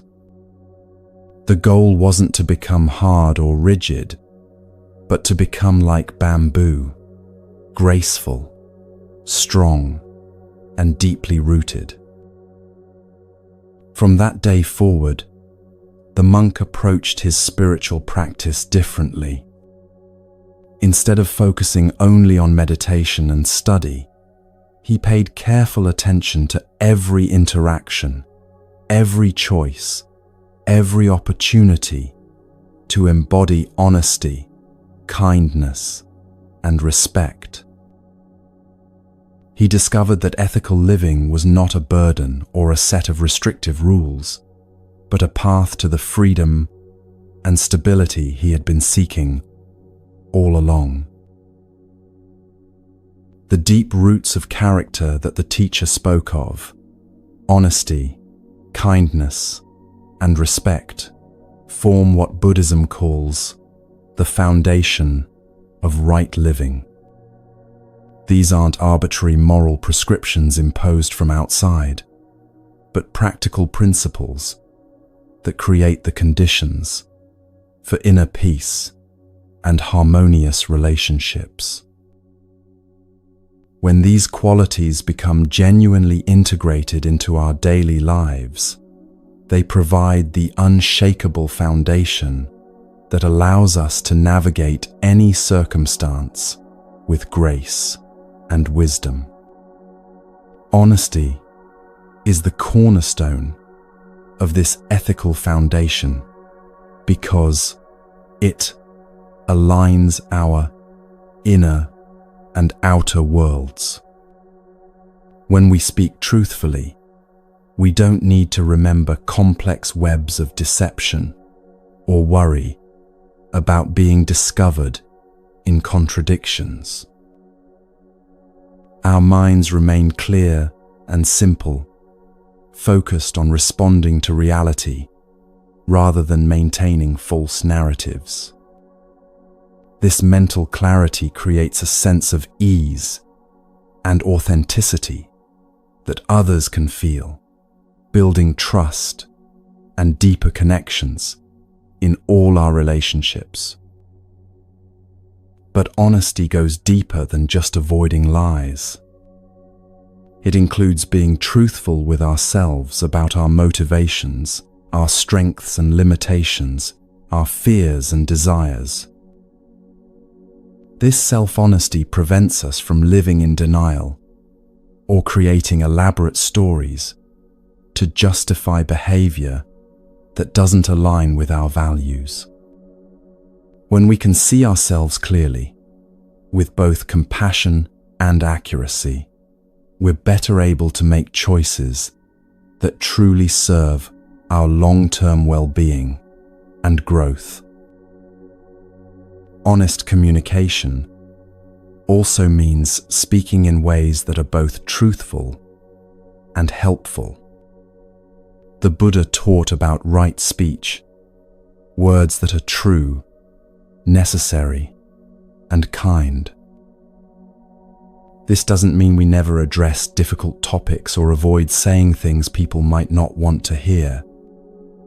It means we speak from a place of genuine care rather than ego or manipulation, with the intention of contributing to understanding and healing rather than causing harm. When honesty becomes a deep habit rather than an occasional choice, it creates what we might call structural integrity in our lives. Like a building with a solid foundation, our words and actions align with our inner values, creating stability that can withstand external pressures. People learn to trust us because our behavior is consistent and predictable in the best sense, grounded in principles, rather than shifting with convenience or mood. Kindness extends this foundation by ensuring that our honesty serves compassion rather than self-righteousness. Kindness isn't mere politeness or artificial sweetness, but a genuine concern for the well-being of all beings we encounter. It recognizes that everyone we meet is struggling in some way, carrying burdens we can't see, doing their best with the understanding and resources they currently have. This perspective naturally leads to patience with others' shortcomings and generosity toward their efforts. When someone is rude or difficult, kindness helps us remember that their behavior is likely an expression of their own pain or confusion rather than an accurate assessment of our worth.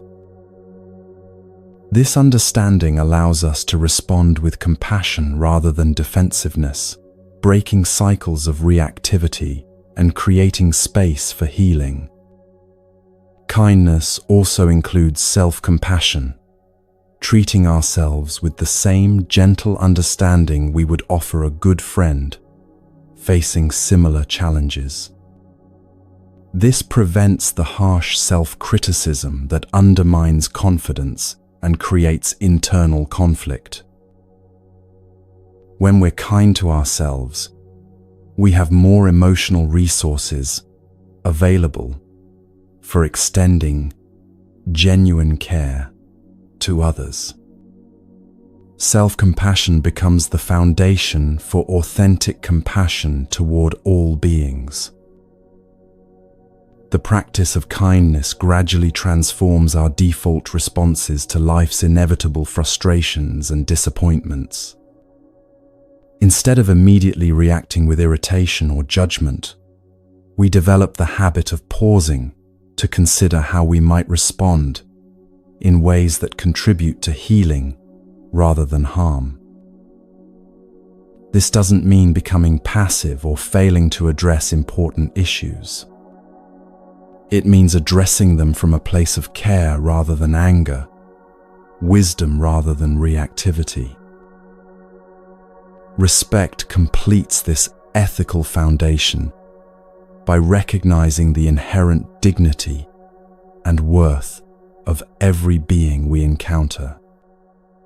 Respect acknowledges that each person has their own unique perspective, their own valid experience, their own journey of learning and growth. Even when we disagree with someone's choices or find their behavior challenging, respect maintains an appreciation for their basic humanity and their potential for wisdom and healing. This quality of respect prevents us from dismissing others as unworthy of consideration or treating them as obstacles to our own agenda.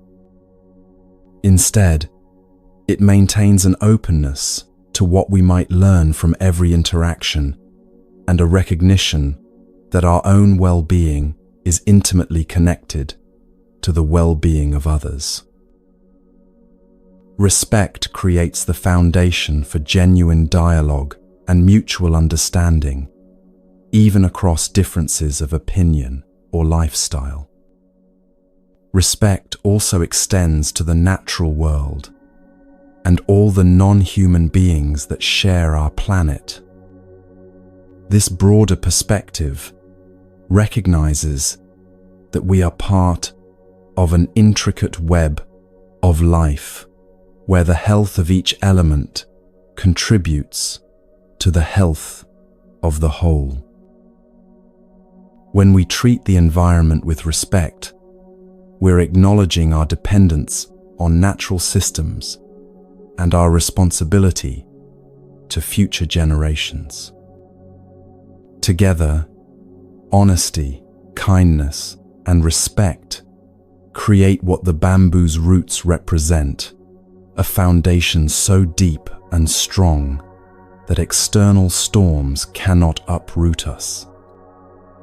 These qualities become the soil from which all our actions grow, ensuring that our responses to life's challenges arise from our highest values rather than our immediate impulses. Like bamboo roots that spread and deepen gradually over time, ethical character develops through countless small choices, made consistently over months and years. The Buddha's teaching that the mind is everything and what you think you become points to one of the most profound discoveries in all of human understanding. Our thoughts don't just reflect reality, they actively participate in creating it. This isn't mystical thinking, but a practical recognition of how consciousness shapes experience through the choices we make based on our mental patterns and beliefs. Consider how your thoughts influence your daily experience in immediate, tangible ways. When you wake up thinking, "This is going to be a difficult day," you unconsciously look for evidence to confirm that expectation. You notice traffic more acutely, feel more irritated by minor inconveniences, and interpret neutral events through a lens of difficulty. Your expectation doesn't magically create external problems, but it shapes how you perceive and respond to whatever actually occurs.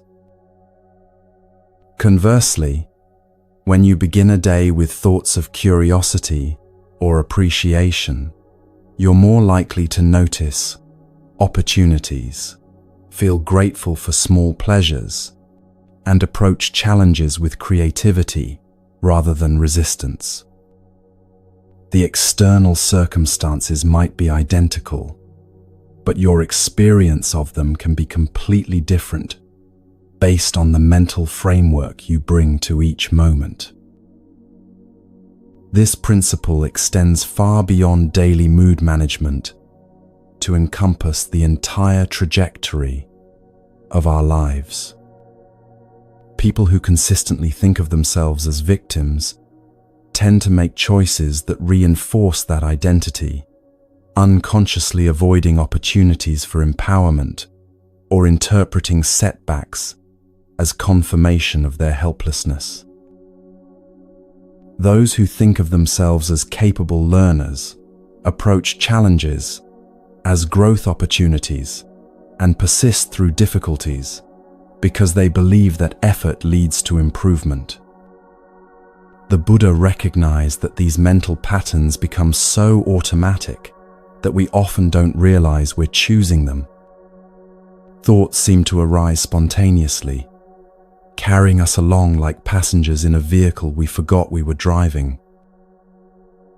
But mindfulness practice reveals that we have much more influence over our thinking than we typically recognize.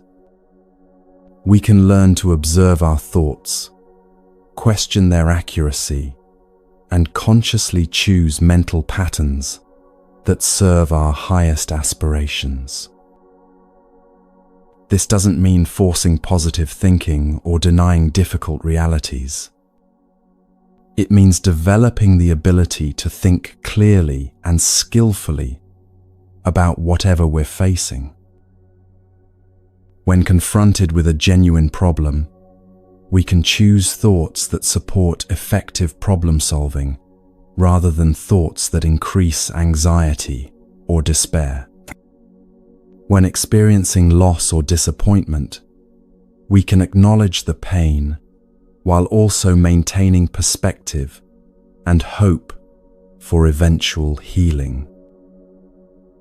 The transformation happens gradually as we become more conscious of our mental habits and more intentional about cultivating beneficial patterns of thinking. Thoughts of gratitude, compassion, curiosity, and possibility slowly become more natural and automatic. This shift in mental climate then influences our actions, which in turn shape our external circumstances and relationships. Over time, We literally become what we have been thinking, not through magic, but through the practical consequences of living from transformed consciousness. This understanding also reveals why ethical living is so powerful in creating unshakable peace. When our actions consistently align with our highest values, we develop what psychologists call cognitive consonance, a harmony between our beliefs and our behavior. This alignment eliminates the internal conflict that comes from knowing what we believe is right, while acting in ways that contradict those beliefs. The mind becomes clear and unified, rather than split between competing values and impulses. Ethical thinking also protects us from the mental pollution that comes from harboring resentment, planning deception, or nurturing harmful intentions. When we consistently think thoughts of goodwill and integrity, our mental environment becomes naturally peaceful and clear.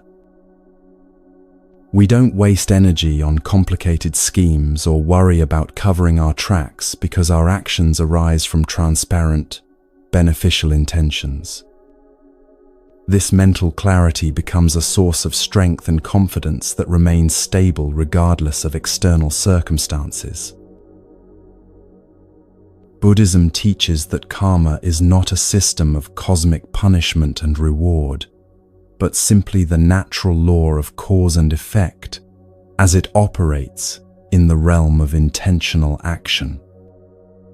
Every action we take based on a particular intention creates conditions that influence future experiences. When we act with kindness, we create conditions for receiving kindness. When we act with deception, we create conditions for experiencing mistrust and confusion.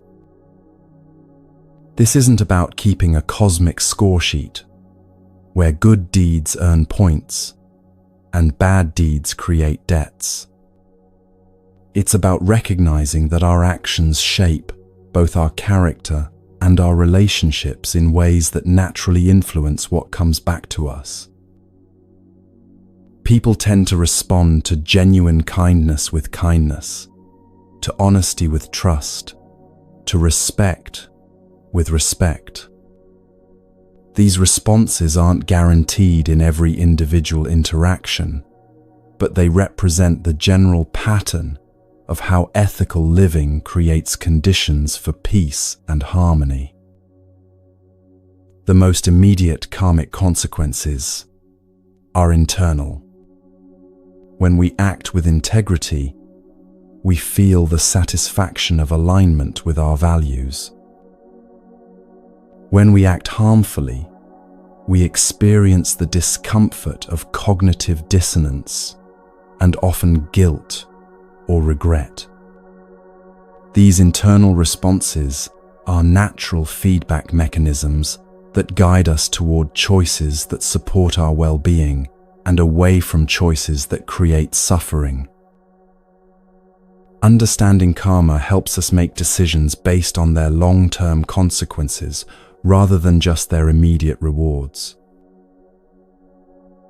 The Buddha's image of the single lamp that can light many others without losing its own flame beautifully illustrates how ethical living naturally spreads to benefit others. When you live with integrity, kindness, and respect, you don't diminish these qualities by sharing them. Instead, you make it easier for others to access these same qualities within themselves. Think about how you feel when you encounter someone who is genuinely honest, consistently kind, or deeply respectful. Their presence tends to bring out your own better nature, inspiring you to speak more truthfully, act more generously, or treat others with greater consideration. This isn't because they preach or lecture, but because their example demonstrates that such qualities are possible and practical. Their light illuminates the potential that already exists within you. This ripple effect of ethical influence operates mostly through quiet example rather than dramatic gestures. The colleague who consistently treats everyone with respect, regardless of their position in the company hierarchy, shows others how to create dignity in the workplace. The neighbor who always speaks honestly but kindly demonstrates how to address difficult topics without causing harm. The friend who keeps confidences and honors commitments shows the value and possibility of trustworthiness. Over time, communities of ethical practitioners support each other in maintaining high standards of integrity. When ethical living becomes normalized rather than exceptional, it creates a positive feedback loop where good choices are reinforced by social support rather than undermined by peer pressure toward harmful behavior. This collective ethical foundation then supports individual well-being while contributing to the health of society as a whole. Developing a daily ethics practice begins with paying attention to the choices you make in ordinary moments throughout each day. Start by noticing opportunities to speak truthfully, act kindly, and treat others with respect. These opportunities arise constantly in small interactions. How you respond to a store clerk, whether you keep a commitment when it becomes inconvenient, how you handle a mistake that only you know about. Each ethical choice strengthens your character like a bamboo root growing deeper and wider. Each time you choose integrity over convenience, kindness over self-centeredness, or respect over judgment, you're investing in the unshakable foundation that will support you through any storm. This isn't about moral perfection, but about consistent direction toward your highest values. Remember that, like bamboo, your ethical foundation grows gradually through daily practice. Be patient with the process and celebrate small steps toward greater integrity. Each day offers fresh opportunities to align your actions with your deepest wisdom, creating the unshakable peace that comes from living in harmony with your truest nature.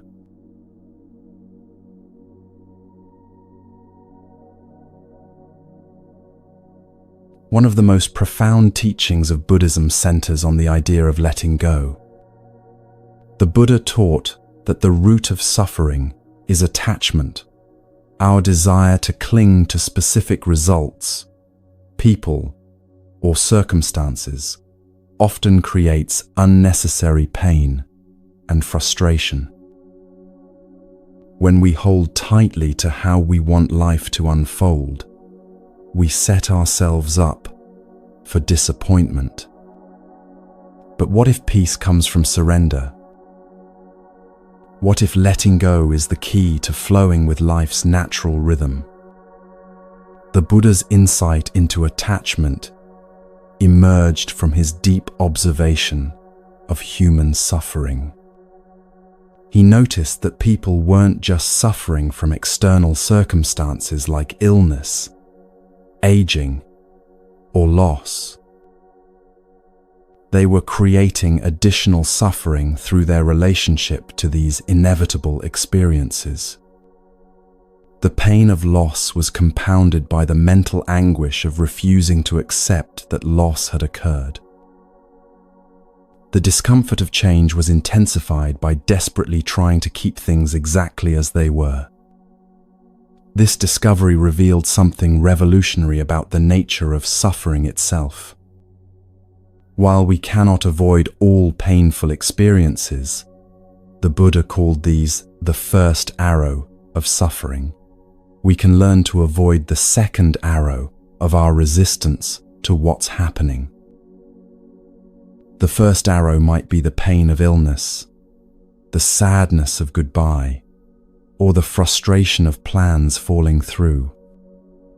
The second arrow is our mental struggle against these experiences, our refusal to accept them, our desperate attempts to make reality different than it is.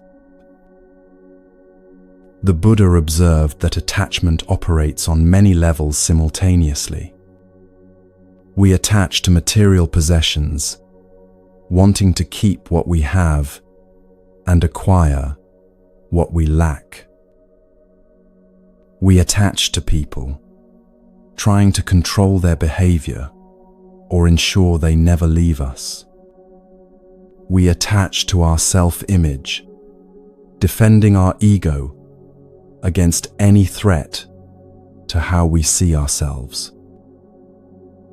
We attach to our plans, becoming upset when life doesn't unfold according to our timeline or expectations. But perhaps most subtly, we attach to our attachments themselves. We believe that caring deeply requires clinging tightly, that love means possessiveness, that commitment means control. The Buddha's teaching reveals a different possibility, that we can care deeply while holding lightly, love fully while respecting freedom, and commit wholeheartedly while remaining open to change. Understanding attachment doesn't mean becoming emotionally distant or indifferent to outcomes. The Buddha wasn't teaching apathy or disconnection from life. He was pointing to a way of engaging fully while maintaining the flexibility to adapt when circumstances change. Like a skilled dancer who moves with the music rather than fighting against it, we can learn to participate actively in life while remaining responsive to its natural flow. The practice of non-attachment begins with recognizing how attachment manifests in daily experience. Notice the tension that arises when someone doesn't respond to your text message immediately. Observe the frustration when traffic makes you late for an appointment. Feel the anxiety when your carefully made plans need to change unexpectedly. These moments of resistance reveal where you're clinging to specific outcomes rather than remaining open to what's actually unfolding. Attachment often disguises itself as reasonable preferences or justified expectations. Of course, you want people to be punctual, technology to work properly, and weather to cooperate with your plans. These preferences are natural and often practical.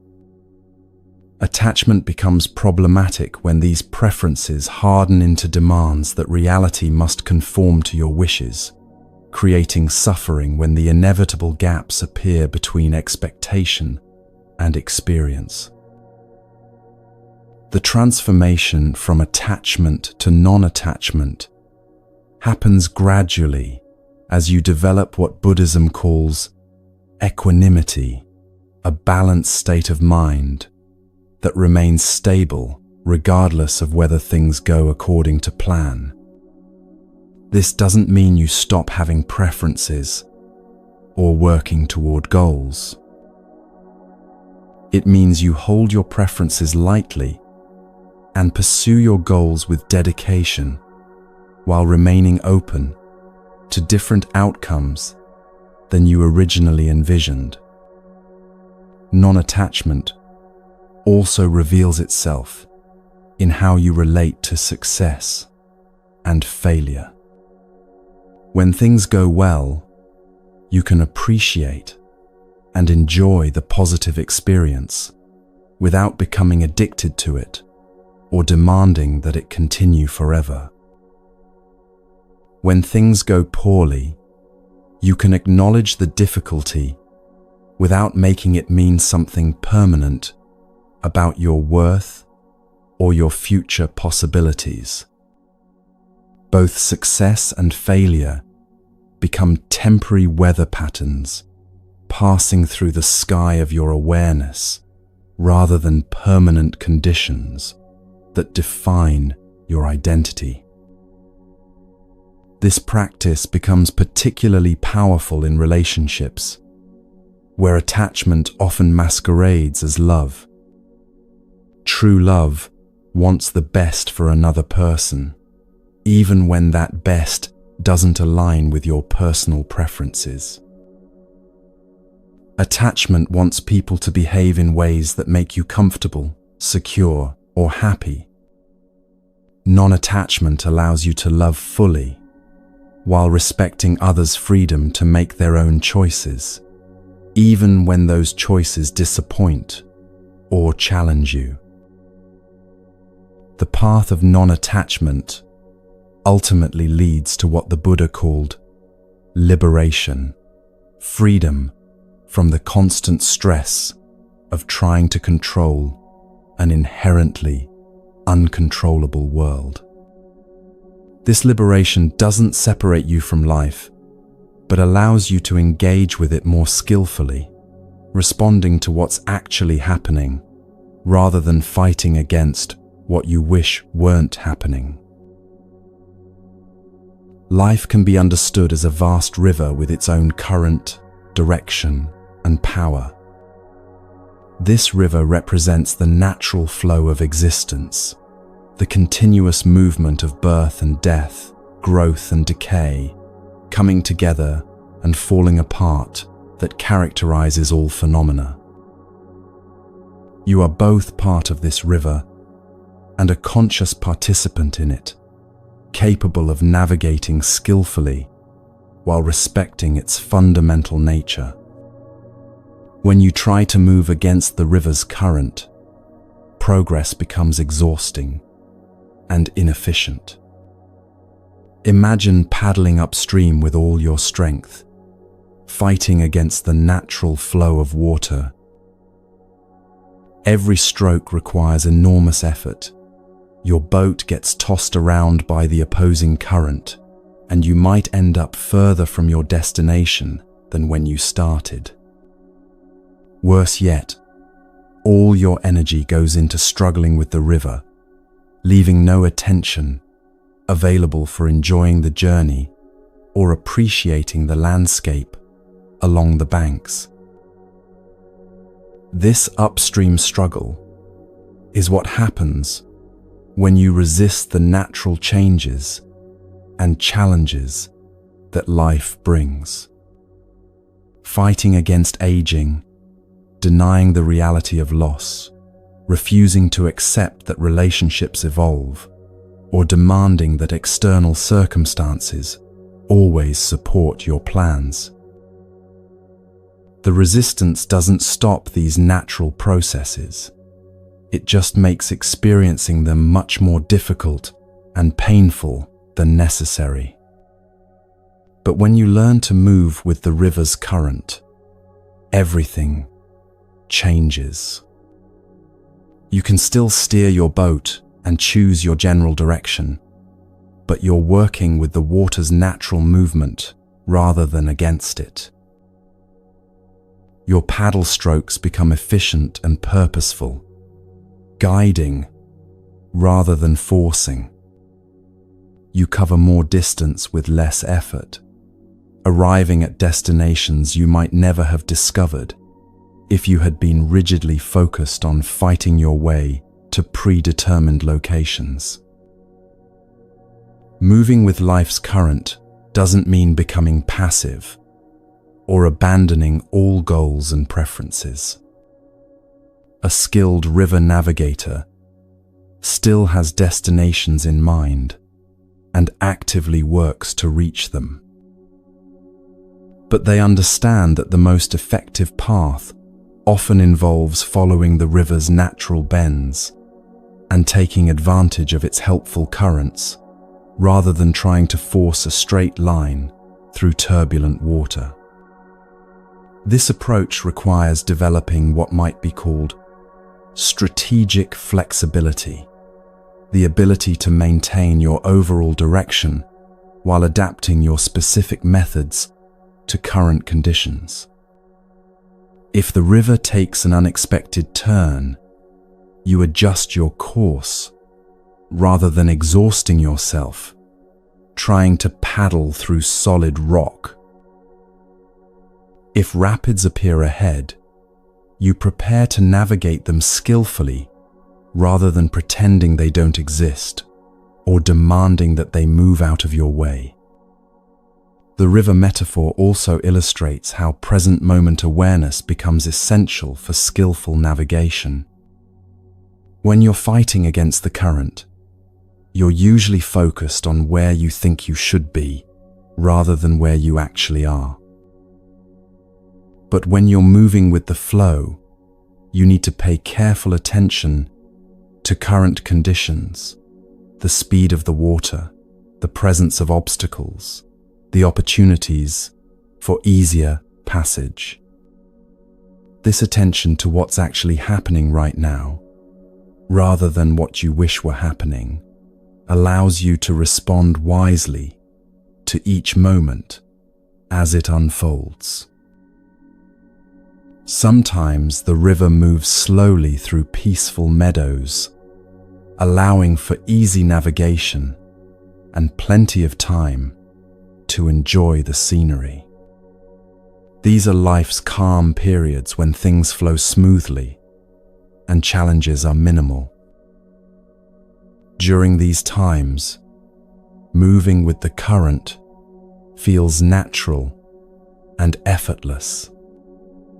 You can relax into the gentle movement and appreciate the beauty around you without much effort or skill required. But the river also includes rapids, narrow channels, and unexpected obstacles that require all your attention and skill to navigate safely. These represent life's challenging periods, times of illness, loss, conflict, or major change that demand your full presence and wisdom. During these intense passages, moving with the current becomes both more difficult and more essential. Fighting against rapids is dangerous and futile, but navigating them skillfully can carry you through to calmer waters downstream. The key insight is that both the peaceful stretches and the challenging rapids are part of the same river. You can't have one without the other, and trying to avoid all difficulty would mean missing out on the full experience of being alive. The goal isn't to find a river with no rapids, but to develop the skills and wisdom to navigate whatever waters you encounter with grace and competence. This river wisdom also teaches patience with life's natural timing. Rivers don't move according to human schedules or preferences. Sometimes the current is fast and you reach destinations quickly. Sometimes it's slow and progress seems minimal. Sometimes the river takes you exactly where you wanted to go. Sometimes it carries you somewhere completely unexpected that turns out to be exactly where you needed to be. Learning to trust the river's timing means releasing your attachment to controlling exactly when and how things happen in your life. You can still work toward your goals and make plans, but you hold them lightly, understanding that the optimal timing for outcomes might be different than what you originally imagined. This trust doesn't come from naive optimism, but from repeated experience that life's natural unfolding often brings gifts and opportunities that rigid planning would have missed. The suffering that comes from clinging too tightly to outcomes, people, or circumstances can be understood through a simple physical metaphor. Imagine holding a handful of sand. When you cup your hands gently and keep them open, the sand rests comfortably in your palms, and you can enjoy its texture and warmth. But if you squeeze your hands tightly, trying to prevent any grains from escaping, the sand gets pressed against your palms uncomfortably, and most of it slips between your fingers anyway. The tighter you grip, the more you lose, and the more uncomfortable the experience becomes. This is exactly how clinging works in emotional and psychological terms. When you hold your relationships, goals, and experiences with an open heart, you can fully appreciate and enjoy them while they're present. But when you try to grasp them tightly, demanding that they never change or leave, you create tension and anxiety that actually diminishes your ability to appreciate what you have. The energy that could be spent enjoying the present moment gets consumed by the futile effort to control the future. Clinging often intensifies the very thing you're trying to avoid. When you cling to a relationship out of fear of abandonment, your possessiveness and control often push the other person away. When you cling to security out of fear of loss, your rigidity often prevents you from adapting to changes that could actually improve your situation. When you cling to your self-image out of fear of criticism, your defensiveness often provokes exactly the kind of conflict you were trying to avoid.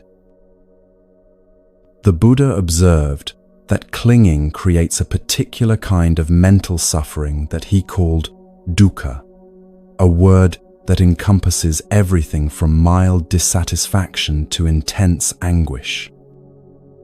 This suffering doesn't come from external circumstances themselves, but from the gap between what's actually happening and what you demand should be happening. The larger this gap, the more intense your suffering becomes. This understanding reveals why two people can experience the same external situation with completely different levels of suffering. One person loses their job and feels devastated because they were clinging to that particular position as their source of identity and security. Another person loses their job and feels disappointed but curious about new opportunities because they weren't defining themselves entirely through their employment. The external event is identical, but the internal experience depends on how tightly each person was clinging to specific outcomes. Clinging also creates what psychologists call tunnel vision, a narrowing of awareness that prevents you from seeing creative solutions or alternative possibilities. When you're desperately focused on making one specific thing work out, you miss opportunities that might be even better than what you originally wanted. When you're clinging to how you think things should be, you're not fully present to appreciate how things actually are.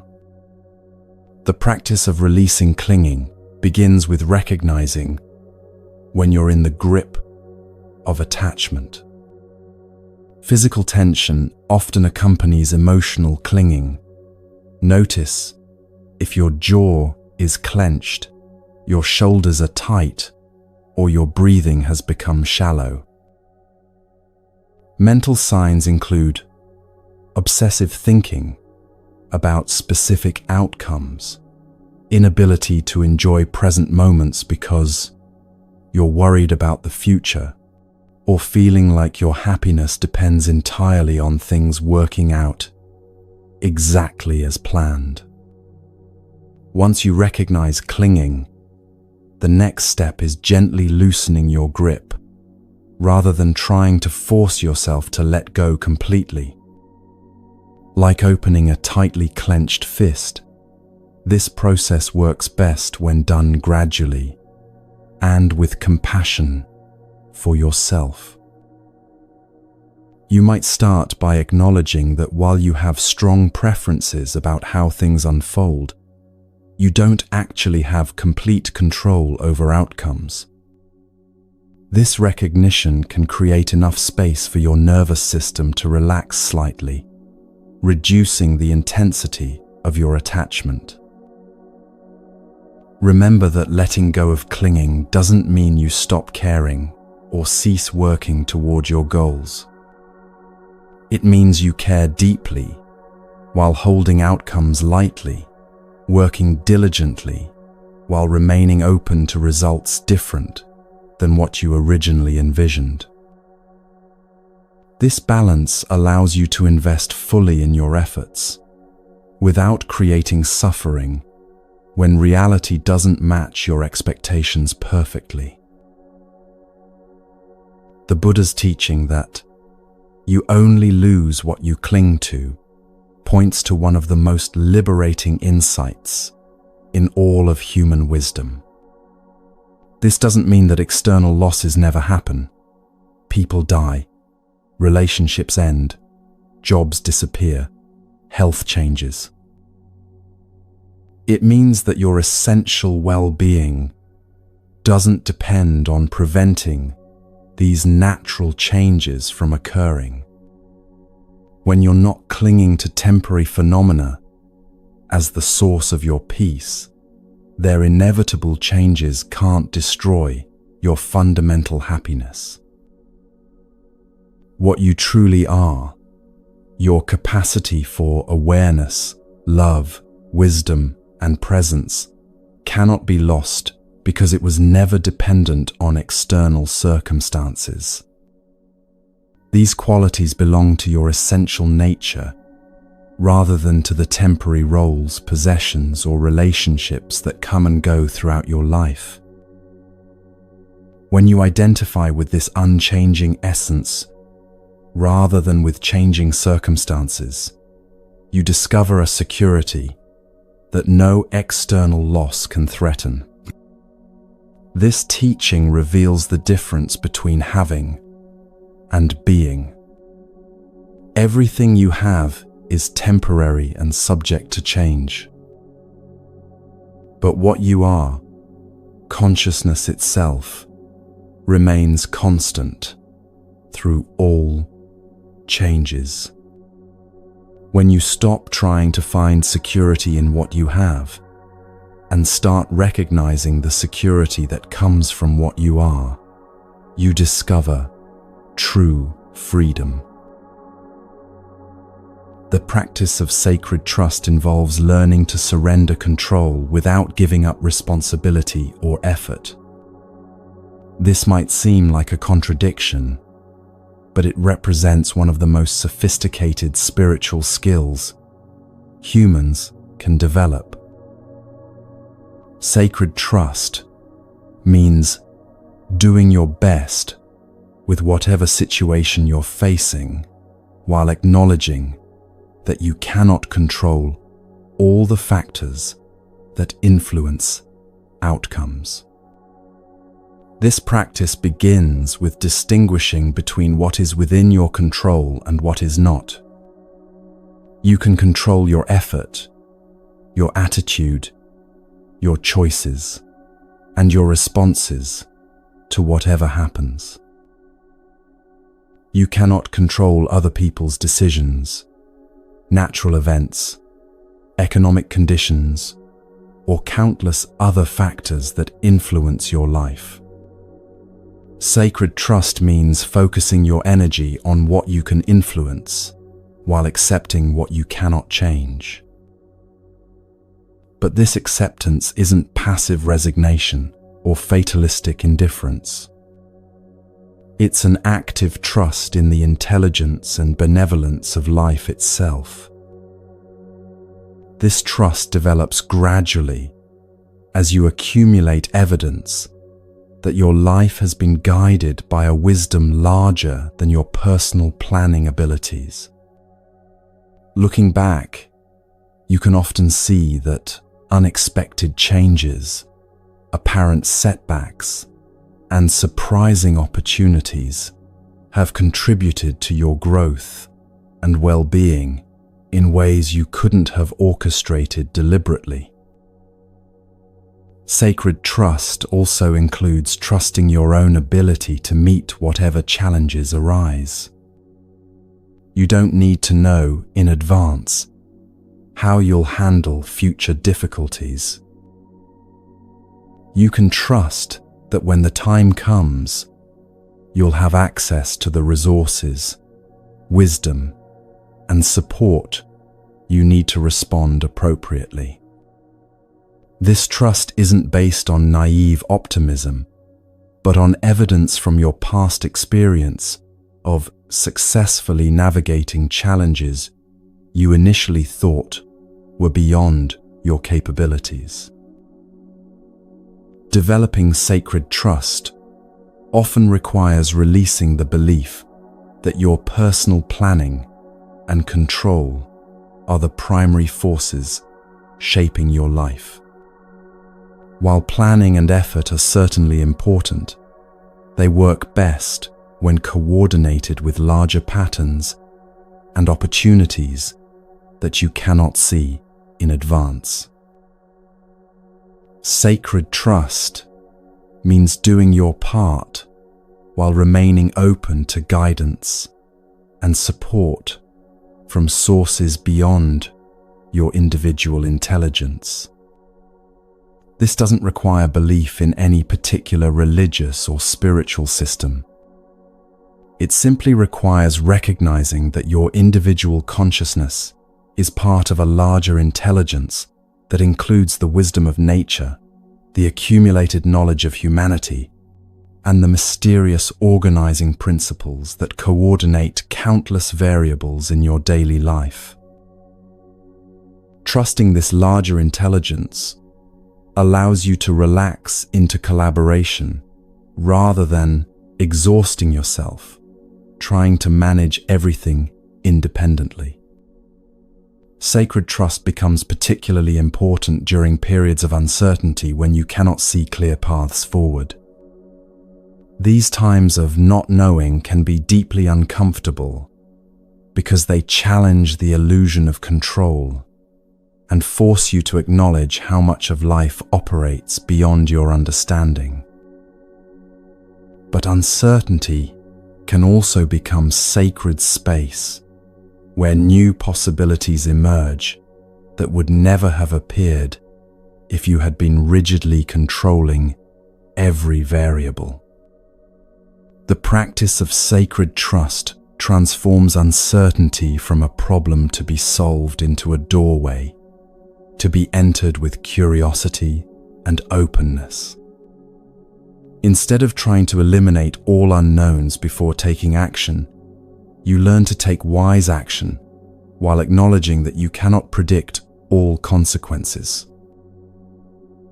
This balance between discernment and surrender allows you to engage fully with life while maintaining the flexibility to adapt when new information or opportunities arise. Here's a gentle practice for releasing control and opening to life's natural flow that you can use whenever you notice yourself clinging tightly to specific outcomes. Find a comfortable position where you can sit quietly for a few minutes without interruption. Close your eyes softly and take 3 slow, deep breaths, allowing each exhale to release any tension you're holding in your body. Bring to mind a situation where you've been trying to control the outcome or holding tightly to how things should unfold. Don't judge this clinging as wrong.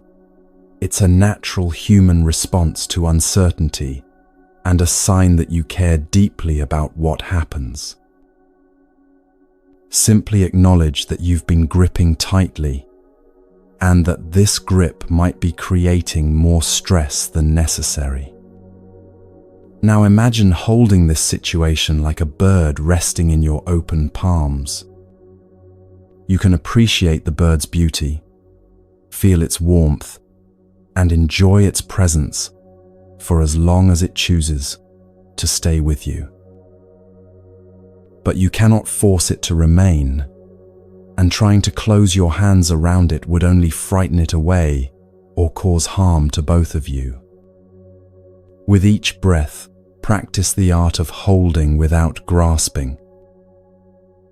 Let your hands remain open, your heart stay soft, and your mind maintain spaciousness around whatever you've been trying to control. If the bird chooses to fly away, trust that its departure creates space for whatever wants to arrive next in your life. As you breathe, silently repeat these words of release. I do my best and trust the process.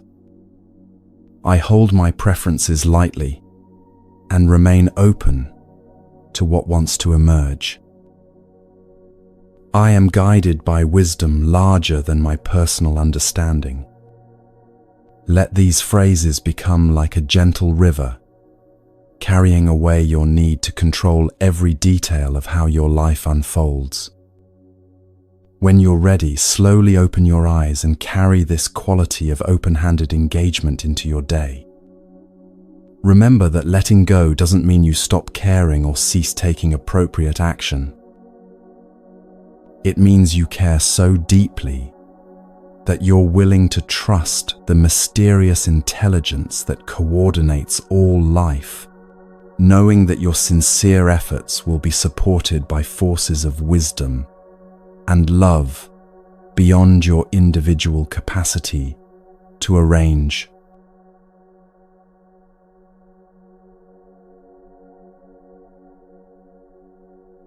As we reach the end of this journey together, you now possess 6 profound keys to inner freedom that have guided seekers toward peace for over 2,500 years. These aren't separate teachings to be practiced in isolation, but interconnected principles that weave together into one harmonious path toward unshakable peace. Like the roots of the bamboo we explored earlier, these teachings support each other, creating a foundation strong enough to weather any storm while remaining flexible enough to bend with life's inevitable changes. The first principle, that no one can truly hurt you, establishes your sovereignty over your inner world. When you understand that your peace doesn't depend on other people's behavior, you're free to respond rather than react, to choose wisdom over defensiveness. This inner sovereignty becomes the foundation for all other practices because it establishes that your well-being comes from within rather than from external validation or perfect circumstances.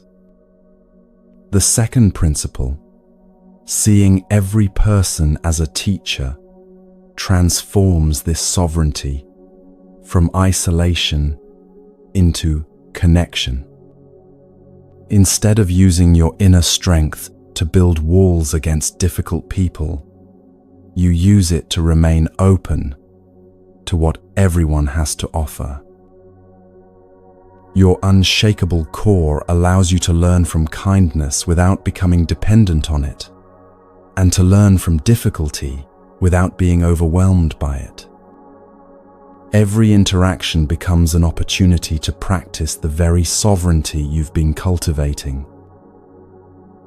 The third principle, accepting what is and letting go of what was, provides the practical framework for applying your inner strength moment by moment. When you stop fighting against reality, your energy becomes available for responding wisely to whatever you're actually facing. This acceptance doesn't weaken your sovereignty, but strengthens it by freeing you from the exhausting battle against circumstances you cannot change. You become like water, finding the most natural path through any terrain while maintaining your essential nature. The fourth principle, gratitude for what you have, fills your acceptance with appreciation rather than resignation. When you can find genuine reasons for thankfulness, even in challenging circumstances, you discover that abundance is a way of seeing rather than a result of acquiring. This gratitude makes acceptance joyful rather than bitter, transforming surrender into celebration of the gifts that are always present if you have eyes to see them. The fifth principle, ethical living, ensures that your inner freedom serves wisdom rather than selfishness. When your actions arise from honesty, kindness, and respect, you create harmony between your inner values and outer behavior. This alignment eliminates the internal conflict that undermines peace and builds the kind of character that remains stable regardless of external pressures. Your ethics become the expression of your unshakable core rather than rules imposed from outside. The sixth principle, trusting the process through letting go, completes the circle by freeing you from the need to control outcomes.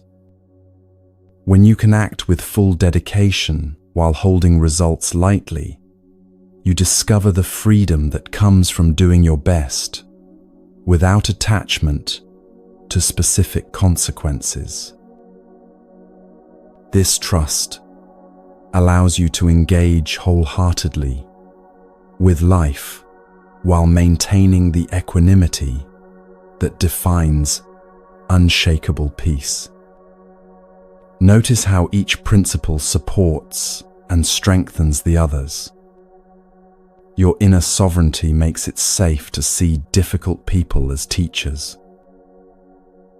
Seeing everyone as a teacher makes acceptance easier because you're learning from whatever appears. Acceptance makes gratitude possible because you're not fighting against what's here. Gratitude motivates ethical behavior because you want to contribute positively to the web of life that supports you. Ethical living builds the integrity that makes trust possible, and trust completes the circle by freeing you from the need to defend or control. Together, these 6 principles create what we might call a feedback loop of freedom. Each practice reinforces the others, gradually building momentum toward a way of being that feels natural rather than forced. Instead of having to remember 6 separate techniques, you develop an integrated approach to life that automatically includes wisdom, compassion, and peace in your responses to whatever arises. This integration doesn't happen overnight. Like the bamboo that grows slowly and steadily, developing both deep roots and flexible strength, your practice will deepen gradually over months and years. Some days you'll feel connected to all 6 principles simultaneously. Other days you might find yourself working primarily with 1 or 2. Both experiences are part of the natural rhythm of spiritual development. The key is consistency rather than perfection. Each time you choose to respond rather than react, to see difficulty as teaching, to accept what you cannot change, to appreciate what you have, to act with integrity, or to trust life's process, you're strengthening the neural pathways that make these responses more automatic.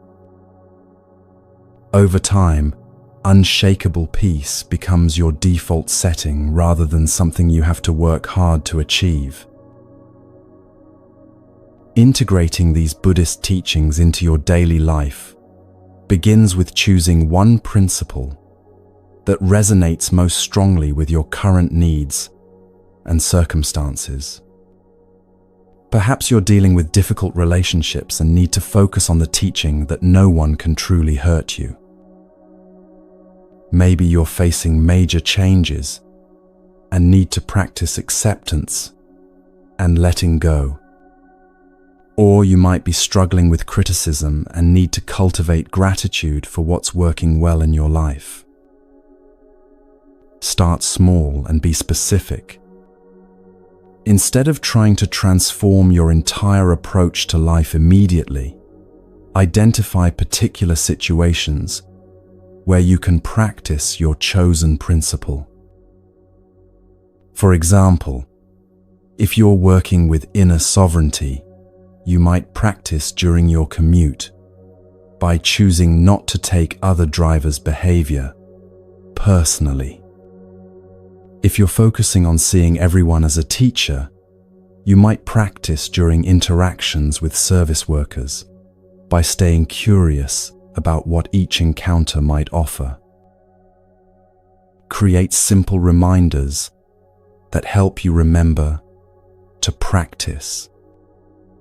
This might be a note on your bathroom mirror, a reminder on your phone, or a small object in your pocket that you touch when you want to reconnect with your intention. The goal isn't to practice perfectly, but to practice consistently, gradually building the habits of wisdom into your ordinary activities. Pay attention to the results of your practice without judging yourself when you forget or fall back into old patterns. Notice how you feel when you respond to criticism with inner sovereignty versus when you react defensively.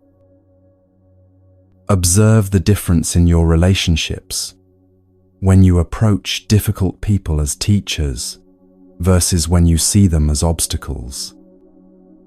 Let the fruits of practice motivate continued commitment rather than forcing yourself to practice out of obligation.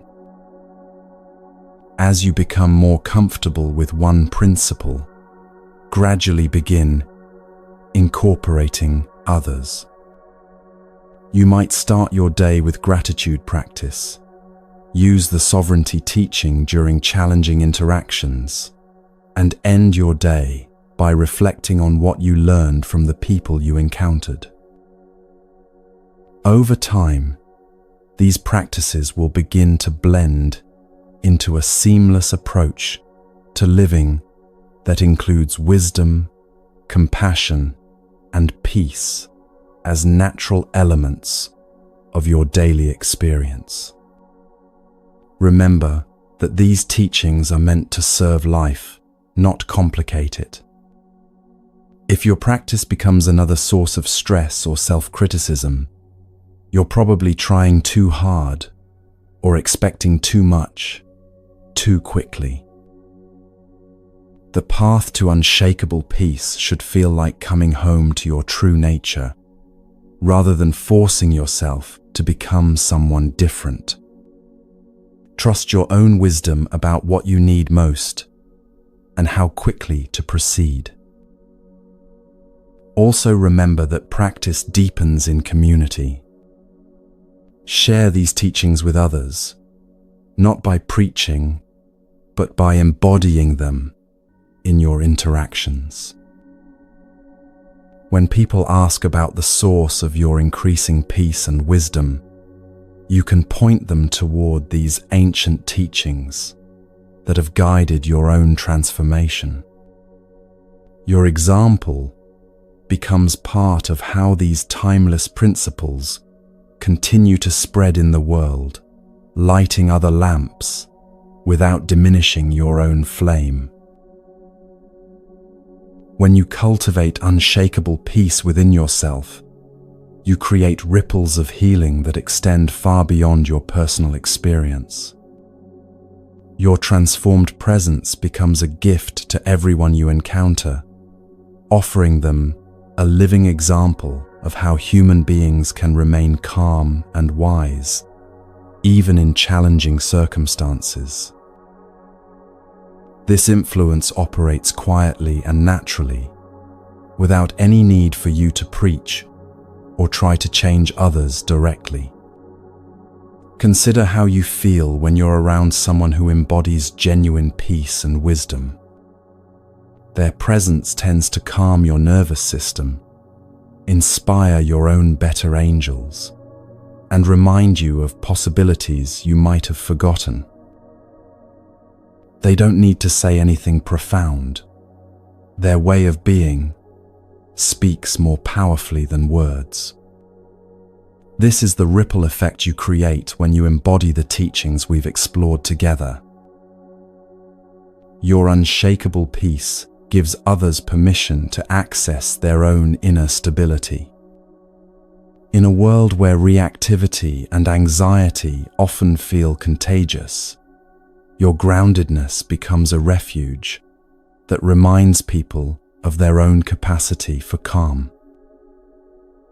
Your ability to remain centered during conflict shows others that such centeredness is possible. Your gratitude in difficult circumstances demonstrates that appreciation is a choice available to everyone. The ripples extend to future generations as well.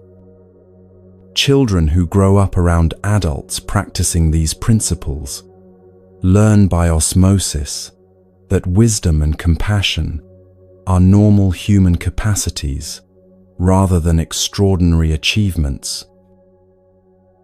They internalize models of how to respond to challenge with grace, how to treat others with respect, and how to find peace within themselves, regardless of external circumstances. Your practice becomes part of the wisdom you pass forward, contributing to a more peaceful world. Even your approach to global challenges changes when you embody these teachings. Instead of adding to the world's anxiety and reactivity, you respond to social and environmental problems from a place of wisdom and compassion. Your actions become more effective because they arise from clarity rather than panic, from love rather than fear. You contribute to solutions rather than amplifying problems, becoming part of the healing the world desperately needs. As we conclude this journey together, I want to remind you that you're not alone on this path. For over 2,500 years, countless seekers have found freedom through these same teachings. You're part of what Buddhists call the Sangha, the community of practitioners supporting each other's awakening. This community exists across time and space, connecting you to wisdom keepers of the past and fellow travelers in the present. Your practice contributes to this larger community of peace. Every moment you choose wisdom over reactivity, compassion over defensiveness, or trust over control, you strengthen the field of consciousness that makes these choices easier for others. You become part of the solution to humanity's suffering, not through grand gestures, but through the quiet revolution of transforming your own heart and mind. Take a moment now to appreciate how far you've traveled on this journey. You began by imagining a life where your mind remains calm, like still water, untouched by the storms that once disturbed your peace. You now have 6 practical keys for making that vision a living reality. You understand that unshakable peace isn't about avoiding life's challenges, but about meeting them with wisdom, compassion, and grace. Carry these teachings gently into your life. Remember that the path to freedom is walked one step at a time, one choice at a time, one breath at a time. Trust the process of gradual